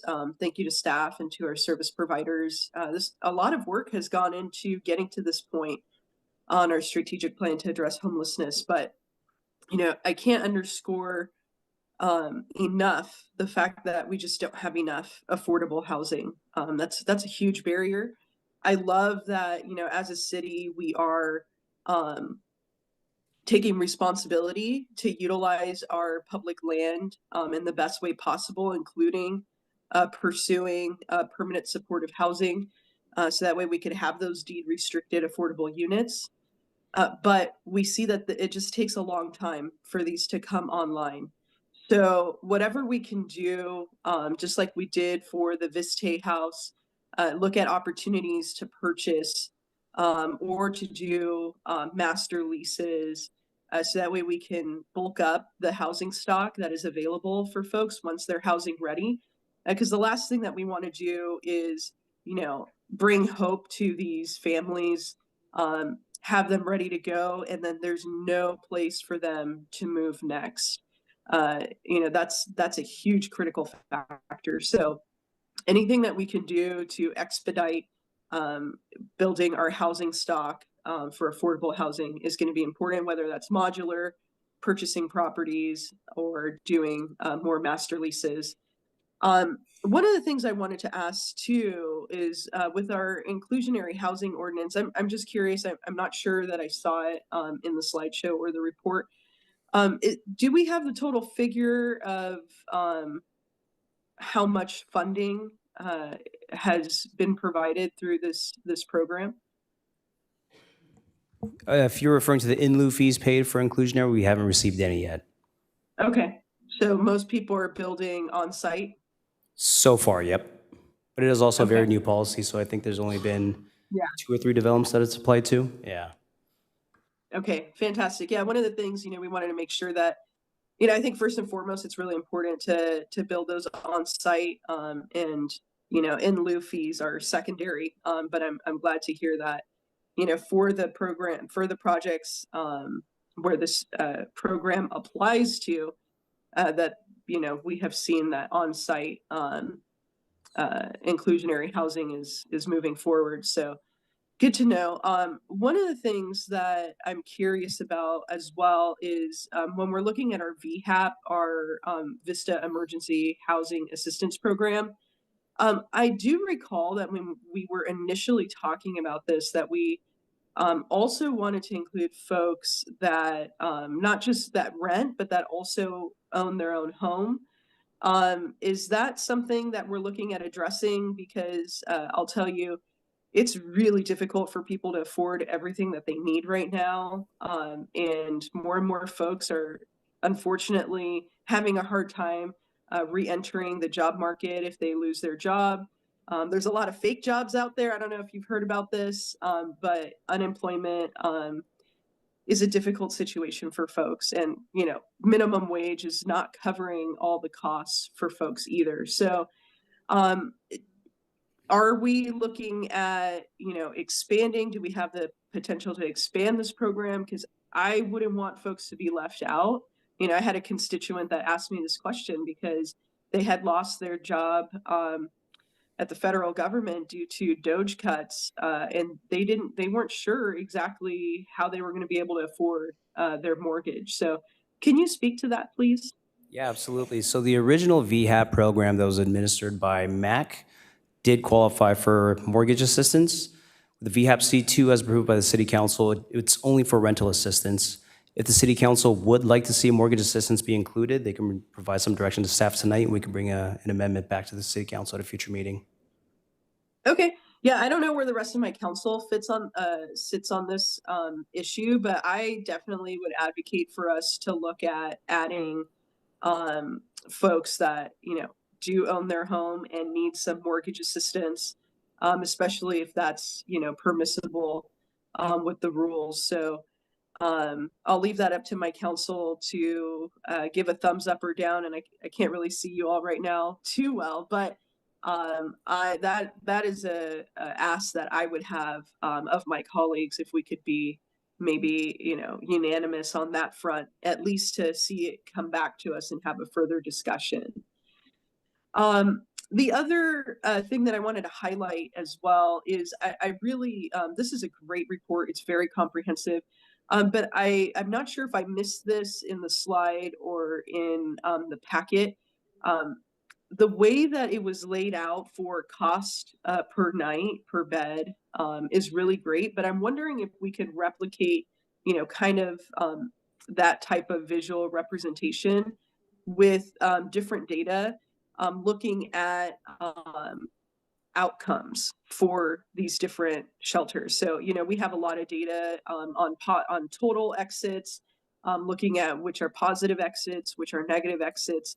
And I would love to see, if it's not done already, some kind of visual way to express those success metrics across the board for the different shelters, because I would like to see how the Buena Creek Navigation Center stacks up against some other models. And I think that's just an additional data point. Is that something that is already in the packet that I just didn't see, or is that something that we could do? It's not, and if I'm hearing it correctly, I believe the direction is to provide a comparative cost study and compare that to the same shelters regarding outcomes. Maybe perhaps does additional cost create a shorter length of stay, or does semi-congregate versus non-congregate, or excuse me, versus congregate affect the length of stay or percentage of successful exits? Yeah, I'll leave it up to, I don't have all the variables like right now that I might be interested in, but I think you're kind of painting a picture of the data that I would like to see represented. Because I think, overall, what I would like to see is, hey, this shelter is a specific model type of shelter, and we're seeing X amount of exits, of which X amount are positive, X amount are negative, or other, categorized as other. And just to be able to compare that to the Buena Creek Navigation Center, as we're in a really critical phase right now where, we want to continue having our own Vista shelter, but we are, running out of time to be able to do that. So I think it's important for us to get that type of data. And then, Jonathan, the way that you phrased it back to me, I thought also had some really interesting data points when it comes to cost. So that's something that we can continue to talk offline about. But yeah, I think between what you said and what I'm looking for is the direction that I would provide to get some more information. And, outside of that, I just think, I'm really appreciating the work that all of us are doing together to try and tackle this issue. I would not suspect that we're going to see a decrease in homelessness as the cost of living crisis continues to escalate. Unfortunately, this potentially could get worse. So, the more that we can do to expand our affordable housing stock on a rapid time frame is the direction that the city should go, and that we should try to patch together different funding sources to make that a reality. But thank you so much, and those are all the questions and comments I have at this time. Deputy Mayor Melendez. Thank you. I just wanted to take an opportunity to respond to some of the comments thus far. Councilmember O'Donnell, you mentioned connecting our safe parking services with a potential future site of our navigation center, and I think that that's a great idea. We could be strategic in that way and expand services. I also want to throw my support, behind ensuring that folks that are in need of mortgage assistance or utility assistance can be considered for some of those assistance funds. These are the cost of living issues that, left unpaid, people do end up on the streets. I understand that if you're in need of mortgage assistance versus rental assistance, there might be, one scenario that is a little bit more high risk than the other, and so we would like to be able to evaluate that. I really would support getting data on different models of homeless shelters. We've been able to visit a lot of shelters as a very active council. We've seen shelters with very expansive footprints, with a lot of bed capacity, kind of that traditional congregate model. We've seen shelters that are really more, private rooms for families. We've seen shelters that have individualized rooms, or even, rooms where people can pair up, like our navigation center, or some of the modular shelters that we have visited. Those are individualized rooms. And so being able to evaluate what are the outcomes at each of these shelters, ultimately a place for someone to rest their head at night, but considering the actual day-to-day operation of getting folks through the shelter, right? It's more than a place to rest your head at night. For the city of Vista, a shelter is more than a place to rest your head at night. It is a facility that is going to help you get back up on your feet. And we want the facility to be a model that supports those goals. So I would be interested in scientifically evaluating that. But also, understanding that folks are in the shelter for longer and longer. I think that that's an important discussion when we identify that data point for us to talk about it. And, our service providers are continuing to illustrate that the high cost of housing is a key problem for homeless people. Seniors in our safe parking program on a fixed income are having a hard time affording housing.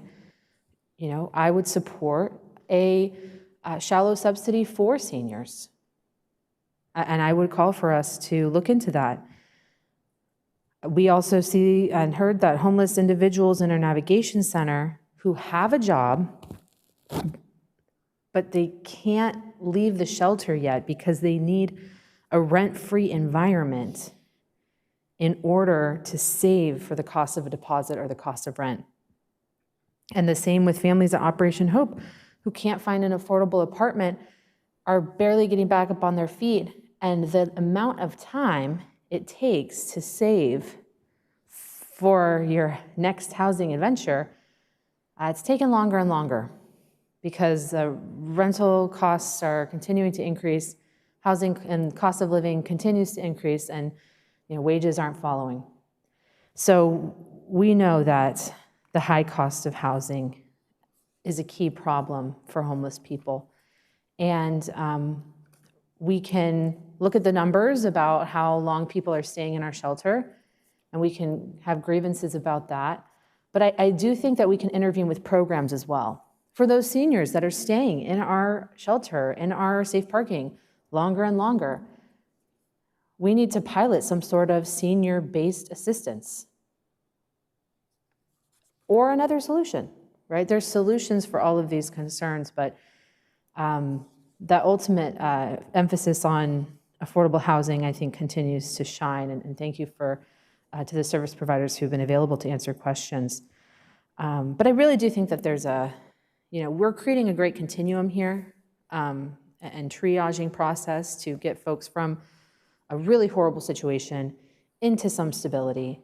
And I want to make sure that all of our programs and how we model our programs, how we model our facility, that it is reflective of our goals and outcomes. So really appreciate this discussion. Just wanted to throw my support in behind some of those ideas. Councilmember Contreras. Thank you. You know, I also thank you, Deputy Mayor, for pointing out a potential discussion on a shallow subsidy for seniors. You know, we know that this population is one of the fastest growing populations experiencing homelessness. So I completely support at least having a discussion about it and what that would look like. And if there are other programs that we can look at it as a model for that. I am very concerned that we're going to continue to see more and more seniors suffering. And the fact that, you know, that's such a large population of our safe parking program participants. You know, they're having a car is great, but when it's the last thing that's keeping you from being without shelter, even just hearing the fact that some folks were not able to continue participating in the safe program, the safe parking program, because their vehicle was no longer eligible, meaning it had some maintenance issue. I think that's something also that I would like to discuss a little bit more because it's really expensive when it comes to car maintenance. And I think maybe that's a potential point of discussion as well. In particular, seniors, but potentially even just as a general discussion of what happens when a safe parking program participant no longer has a functioning vehicle, and if there's any way to assist that individual. So, but thank you for pointing that out, Deputy Mayor.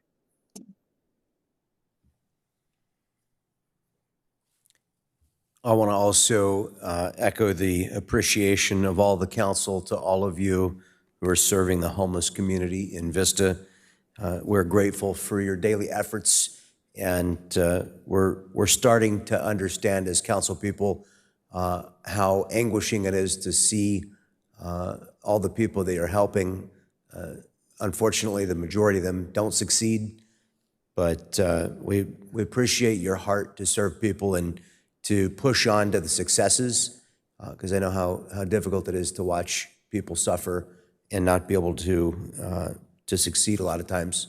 It's heartbreaking, but really proud of all the people that we have serving Vista right now, because you've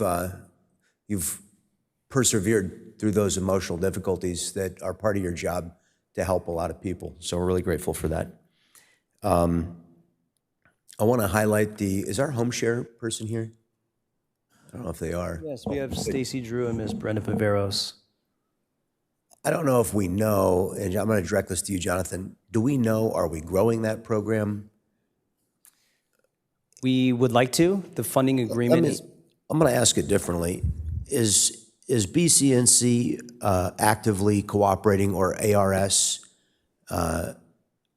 actively cooperating with the home share program to try and slate people, or Operation Hope, into that program? I see a yes from Nanette. Where's Beatrice? Do you know, is Operation Hope working with our home share program?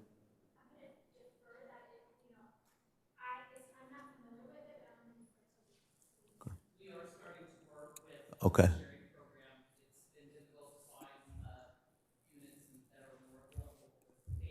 Yeah, I can understand that. That makes sense. And Beatrice, I don't know, you probably don't know off the top of your head about ARS and the people that are, Alliance for Regional Solutions and people that are using from Vista, if they're pursuing that. But, we could talk about housing subsidies. Any housing subsidy that we could afford as a city is not going to help 100% of the people who are having affordability problems. But the home share program actually offers the greatest potential to house people because it's a market rate solution. Right now, our cost is $585 per month per participant. None of that goes to rent. 100% of that goes to overhead. Right now, it's not very efficient. The hope and the goal is if we could vastly increase the number of, so we've got 70 individuals times 1 month is what I'm seeing here. Jonathan, is that correct? This is total leased months, so it's at 11 units, 16 individuals. So we still don't know the number of individual months provided, or do we? For individual leases, it's 70 total months. For master leasing, it's 44 individual months. No. One human being times 1 month is 1 month. Yep. 70 single individuals times 70 months is 70 months. Yeah. But, so is that units or human beings? Is that Human housing beings units in or- units. So we've provided 70 individuals with 1 month of housing. Not quite. So, for example, if we had, let's say 7 individuals for 10 months would also give us 70, right? Well, yeah. So yeah. it's some combination that creates 70. Yeah. We're talking the same thing. Good. I'm talking one human being times 1 month of housing is one housing month. Yes, correct. Okay. Yep. So what we want to do is we want to get that subsidy number way down, hopefully down to less than $100 a month.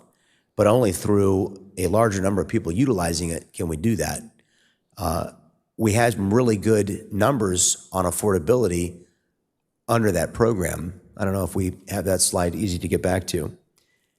But yeah, there you go. $868, $705. The people who are the orange and blue lines, these represent shared $900, $800, $862.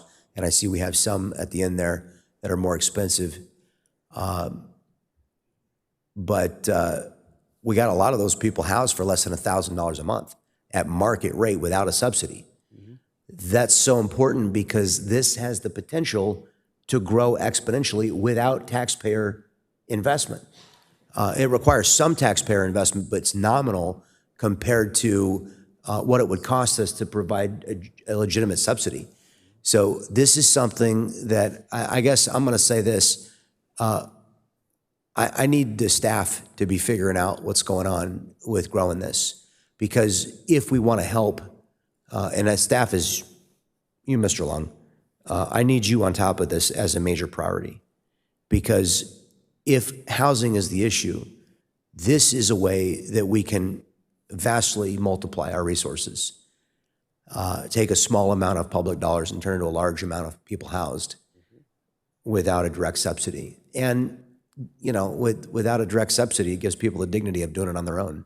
Now, some people can't do it on their own, but a lot of people can. We just have to help them find those options. And this also eliminates filling out 10 applications a day, because we're helping them find the place to go. That's very important.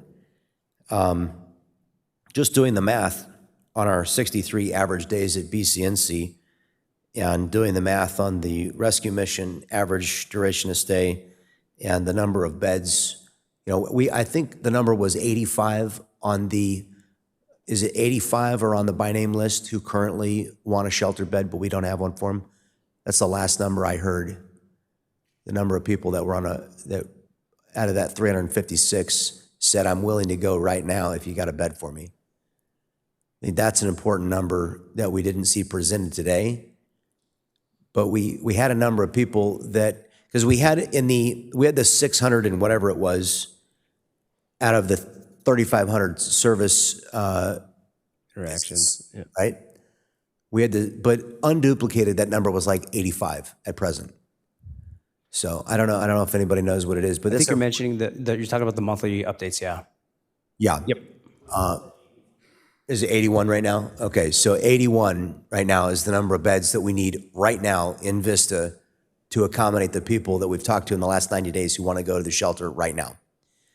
So that'll give you an idea what our capacity need is at the moment. So we served 208 people. We had 221 exits, but I do the math, 63 divided into the 36 beds that we have. Mathematically, that gives us 208 service windows of 63 days with the 36 beds, right? Take your 365, divide your 63 into it, come up with, 5.75. Each bed can serve almost 6 people per year. You do the math, you got 208 units of capacity for the year. If we go to 100 beds with the average duration of stay of the rescue mission, we go to 1,177, 1,200 units available in inventory for the year. And this would really be the game changer in making sure that we have fulfilled the need of homeless Vista individuals, people who are, back to this idea of place not meant for human habitation. That means they are outside. It means they are not in a building. They are not in a bed. They are literally sleeping outside today. There was a woman that came into the prayer breakfast this morning. Someone met her. I think she was living behind the Civic Center here, and she was outdoors and she was in tears, and somebody brought her and her 3-year-old girl into the prayer breakfast. And I put her in touch with Esperanza and also with Carla. And I don't know if we found anything for her today. I want to follow up on that. But, it was really hard to see her in tears and her little girl. So the need is real. We saw that most of these individuals, in fact, were homeless in Vista for more than a year, more than 71%. And I always bring that up because people want to know, are these people coming in from other parts of the country, other parts of the state? The vast majority of them are, in fact, from Vista. I think that's really important. I appreciate that we're getting to the bottom of that number because that is a stigma that we have to address. But the sooner that we can bring a facility online that provides congregate and non-congregate a variety, maybe it also incorporates the safe parking. We have the need right now. We have the people on the list that are asking us for the beds. So I just want to say to this council, we cannot act fast enough to meet that need. I spoke to Senator Blakespear about that this evening, and she's 100% on board to help us. We just have to lay the solution in front of our government leaders. Also talked to Jim Desmond and Congressman Levin about it.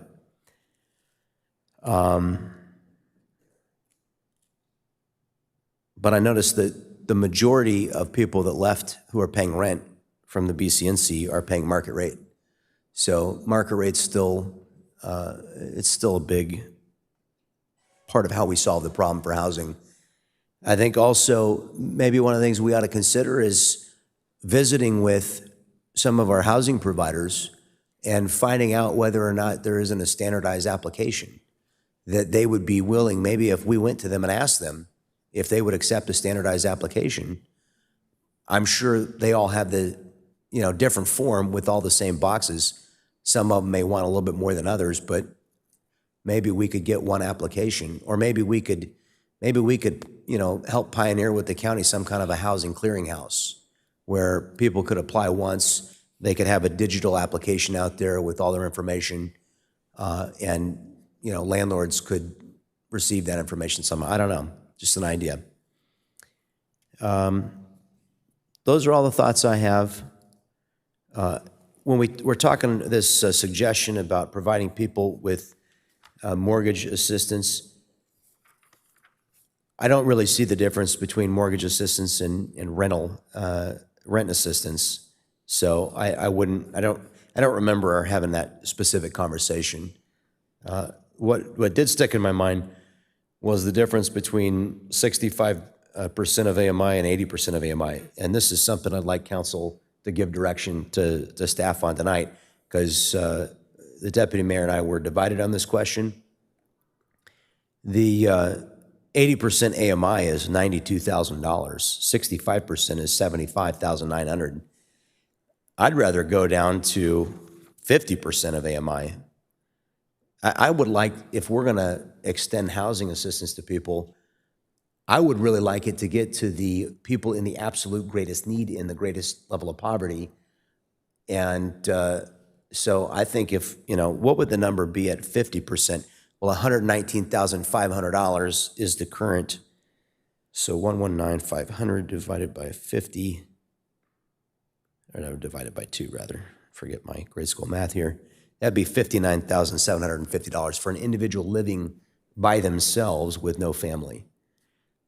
I think that's a more appropriate number for somebody to receive this assistance. I mean, the thing is, if you're making $92,000 and you haven't saved any of your money, that's a lot of money, $92,000. I mean, I didn't make that kind of money for most of my life. And I was, when I moved to Vista, I made less than half of that and lived here for a long time on less than half of that. So in terms of who we're going to give cash assistance to, I really think that it ought to be at 50%, so we can help the greatest number of people. And if you're having problems with affordability at $92,000, I would suggest maybe you have a structural budget deficit that has to be solved.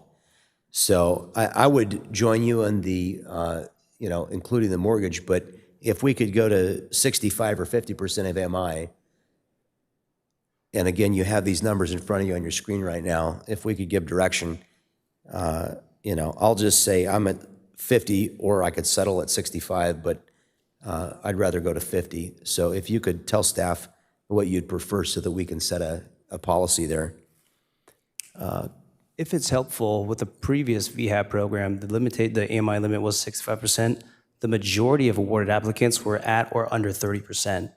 So I think kind of naturally, as we see assistance that's required, generally comes from extremely low-income families already. But we also talked about making some of the VHAP money available to BCNC so that people would have money for a deposit or a first month's rent. Yep. How has that affected the ability to get people housed out of BCNC? We have a large portion of our budget already designated to relocation costs, and also working with townspeople has been super helpful because they're also able to help cover first month and deposit. So we haven't had a significant need yet. Okay, that's great to hear, because I think that's the fastest way to make a difference with that money, is to get people out of chronic homelessness into a permanent housing unit. Deputy Mayor Melendez. Thank you for the discussion. I would just reflect with staff on, what are the demographics and the income levels that we're seeing calling for that demand. And also, throughout our other services, what's the most recent AMI for someone entering homelessness? Right? Sometimes people can lose their footing very, very quickly. And so, people do end up on the street who have a little bit higher income potential. And I definitely want to make sure that we're aware of those scenarios as well. Especially acknowledging that, homelessness is not just caused by an economic issue, it's also caused by other life circumstances, including substance abuse and a number of other challenges, domestic violence, and things of that nature. So there's, I think, a valid reason to include 80% AMI, but it's clear that those who are prioritized in the application process are going to have to demonstrate a high need for that type of assistance. And so naturally, it's going to be folks even below 65% AMI. So, I'm more concerned about the outcomes of the program. Is the program ultimately funding folks that should have better earning potential? From what we're hearing from staff, it sounds like this program does not fund those with higher earning potential. It ultimately funds those at the very, very bottom of the AMI. So I'm happy keeping it what it is. If the rest of the council thinks we really need to make a, stark line on that, at the end of the day, we're providing that rental assistance, and that's what matters to me the most. And then I appreciate the discussion about, home share program. I think home share program is a really good program. went through a couple different iterations of a similar type program, but home share is really kind of broad and very far-reaching. But just like the subsidy isn't going to resolve the affordability issue for everyone, the home share program isn't going to solve the affordability issue for everyone. And this scenario that I think of and I want us to keep in mind is that there are seniors who can't or won't relocate to a shared housing arrangement, but they need a subsidy to stay where they are at. So we have a number of programs at this time that are accomplishing our goals, and I wouldn't give immediate recommendations to adding any new programs right now. I think we have a bit more to investigate towards getting some sort of pilot senior subsidy going, or addressing other affordable and subsidy-based services. But I do think that the programs we have now are getting closer to what we need, because ultimately people enter shelter, they have an opportunity to secure an income, get a job, and if they have some sort of assistance, they can get into an apartment quicker than if they have to save on their own. And ultimately, the faster we get people through the shelter, the sooner we can get other folks through. So these short-term rental assistance and subsidies are really a big boost. And they support our entire shelter system, because it means that people can be continued through and that we don't have to wait for people for 3 months to save their own income. We can get them that deposit right away. So I think it's definitely worthwhile programs. It's obviously serving the people who have the lowest income, but I'm aware that there's different scenarios. Homelessness is very individual. So making sure that our programs reflect that diversity is important. And even though I'm not going to recommend any specific programs today, I would like to get a confirmation from my council on data that we can help to drive this conversation. I think, in the mayor's comments, he reflected it, and Councilmember Contreras' comments, she reflected it. We have different shelter obligations, right? We currently have the shelter model that we have at the Navigation Center. We've looked at a number of shelter options, and we're continuing to pursue that, but we haven't heard from staff specific data comparing shelter options. So I would love to give folks on our staff a little bit of clearer direction tonight. I think it would really behoove us at this time to give some direction to staff and ask them to investigate the different shelter models and outcomes, and help us be prepared for future discussions on that. And so I'd love to hear from my council. Thanks. Councilmember Fox.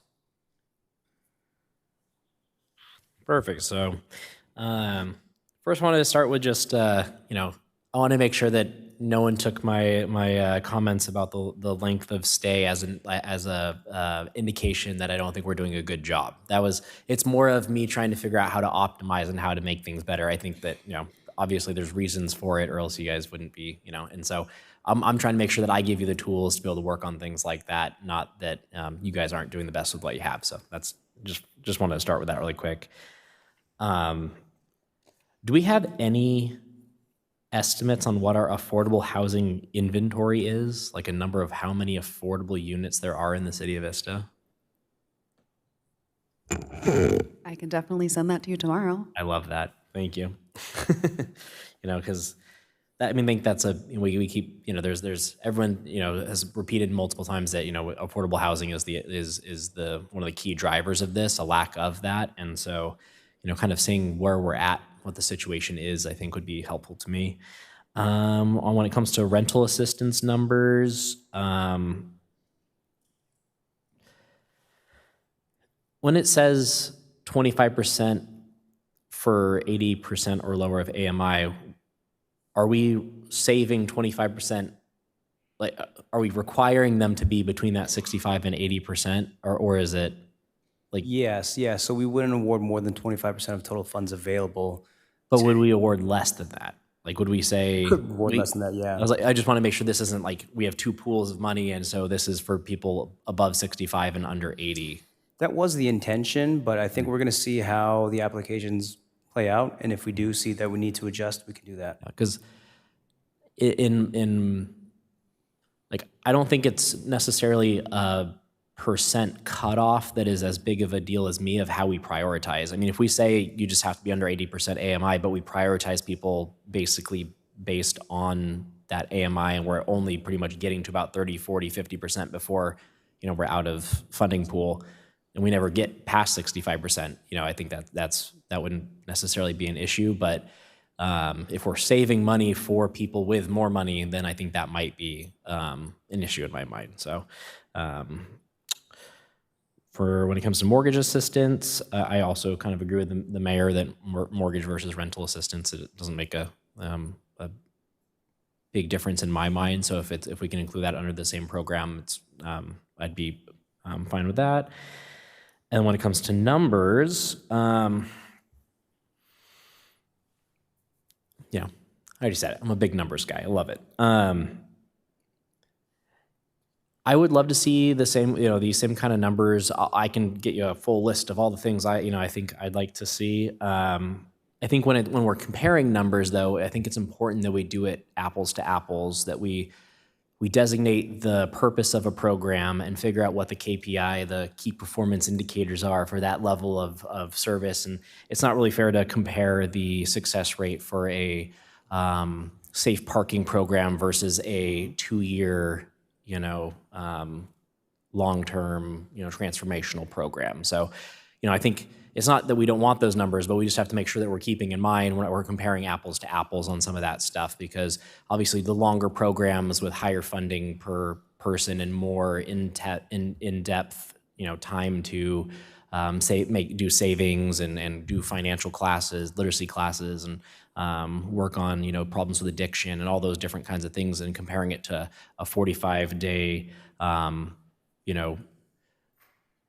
triage program would just be not really fair. So I think it would be awesome if we could figure out what those KPIs are for each of these, transitional versus permanent supportive versus outreach versus shelter versus, what are these things? What are the most important numbers for us to look at and to compare both within programs in that category, but also within that category over time to see how our progress is doing. So I think, and I can kind of come up with my best guess on what I think those KPIs are for each of those different, to set it up by level and by program type, and then which ones I would want to track. But if any council or if staff has any ideas on that, and I'm open to work with you.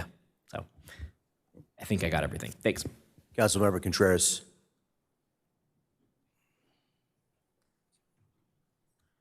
Yeah, thank you for the additional discussion. I don't really see it when we're trying to look at outcomes for the different exits. I don't really see it as a fair or unfair issue. It's just more of a data point. Although I will say that Councilmember Fox, like, for example, the safe parking, I mean, it would be interesting to see safe parking in Vista compared to other safe parking, right, in other cities and other locations. So I kind of get what you're saying, but I think if we get too nuanced on it, we could potentially not. We could just say, well, there's not enough similarity between all these different programs to look at the outcomes. And I think I just in general want to see, which models have a higher percentage of positive exits versus negative exits. I think that's essentially what I would like to understand more on these different types of models. But I get your point. But I think, yeah, we should probably look at it in a general sense, and potentially we could categorize. We could look at, a further discussion on KPIs. But I think one of the biggest things is, hey, are some programs offering, do they end up having a higher positive exit rate than other programs? And why would that be? I think just getting that initial data point allows us to have that secondary conversation as to, hey, what is this program doing that this other program isn't doing, right? So that would be my intention. And I think to answer Mayor Franklin's question regarding AMI, we got to understand that when we're talking about AMI, we're looking at folks not spending more than 30% of their income, because that's, you know, a substantial burden to be utilizing more than 30% of your income. And unfortunately, the cost for rentals is extraordinarily high. So, you know, I would be in favor of maintaining the program structure as we have it. And, you know, as has been mentioned, also, there's not a big difference in my mind either between rental and mortgage. If someone can't make that payment and they fall within a certain AMI, we should take a look at how we can assist them. But, you know, what I wouldn't want to do is have someone fall through the cracks because potentially they had a really good paying job. Childcare is not cheap. Insurance, whether for the home or for yourself as a human being, is not cheap. Groceries are not cheap. Utilities are not cheap. Car payments and maintenance, not cheap. So, you know, we could, you know, put a value judgment on someone like, hey, you should be saving money, but it's very difficult to afford to live. So I just want to take that into account. I would want to ensure that someone who just freshly is in a situation that is a panic situation for them because they don't know how they're going to keep a roof over their head, that they could at least approach the city and have that conversation. And if we want to have a prioritization, it sounds like the city staff is already doing that to a certain extent. But if we want to have a further discussion on it, I think it'd be great to agendize it and have a discussion at a future time. But those are my comments for now. Thank you. Councilmember O'Donnell. Yeah, I think Councilmember Fox touched on it. I just to lower the number, would it almost be a moot point based on the information you have? Because if we're already so we're already reaching that threshold of below 50% on the majority of assistance. I'm fine exploring options for different models of shelters as well as the exit data, what's successful, what isn't, just so we can have a better idea of it. As far as mortgage assistance is concerned, I do have hesitation getting into that because I don't know what federal funding is available. I don't know what state funding is available. I don't know what bank agreements they would have.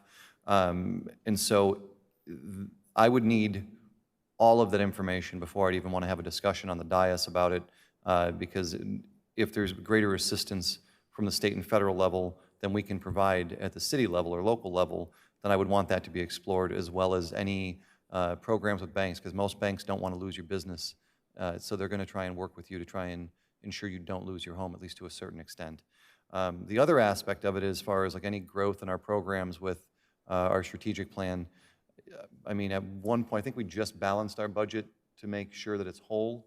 So anything that's going to cost the city more money at this point in the hundreds of thousands or millions of dollars, I would really want to wait until we can have a very in-depth look at what our budget looks like moving forward, because we are quickly approaching scenarios that can be very detrimental if we continue just adding things on with no exit strategy or overextending ourselves with different programs.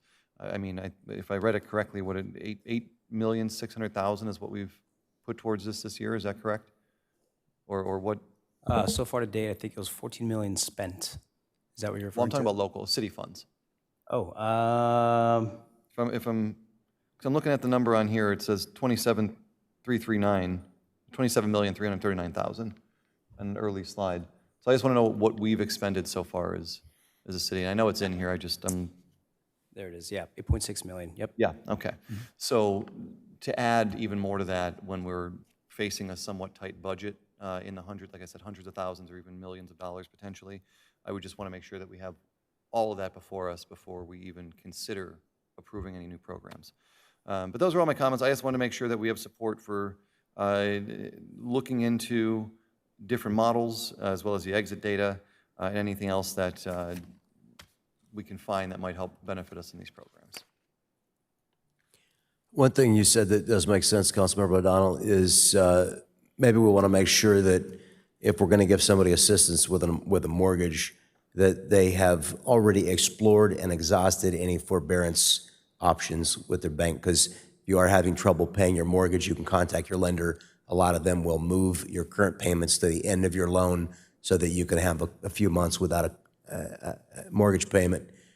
We'd want to make sure that those options have been exhausted before we provide assistance. So with a nod of the head, I see a couple nodding heads. I think that should be part of that we want to make sure that that opportunity is exhausted first. Deputy Mayor. I see City Manager. We are going to have to bring back the VHAP program if you would like to make any substantive changes to it. So we'll take your direction and we'll bring it back for a formal amendment. Very good. Thank you. And I would agree, exhausting all options. And then just to build consensus and to confirm direction to staff, I think that this is a great opportunity to provide direction on staff collecting data and presenting data on emergency shelters, such as our, in a similar capacity, operating in a similar capacity to our current navigation center, and seeking comparisons on the exit data, facilities layout, staffing provided, services provided, and just in general aspects of those emergency shelter models that would be valuable for us to compare and evaluate and consider. Thank you. Seeing no other speakers, we're adjourned this evening. Thank you. Thank you all for being. Thank you all.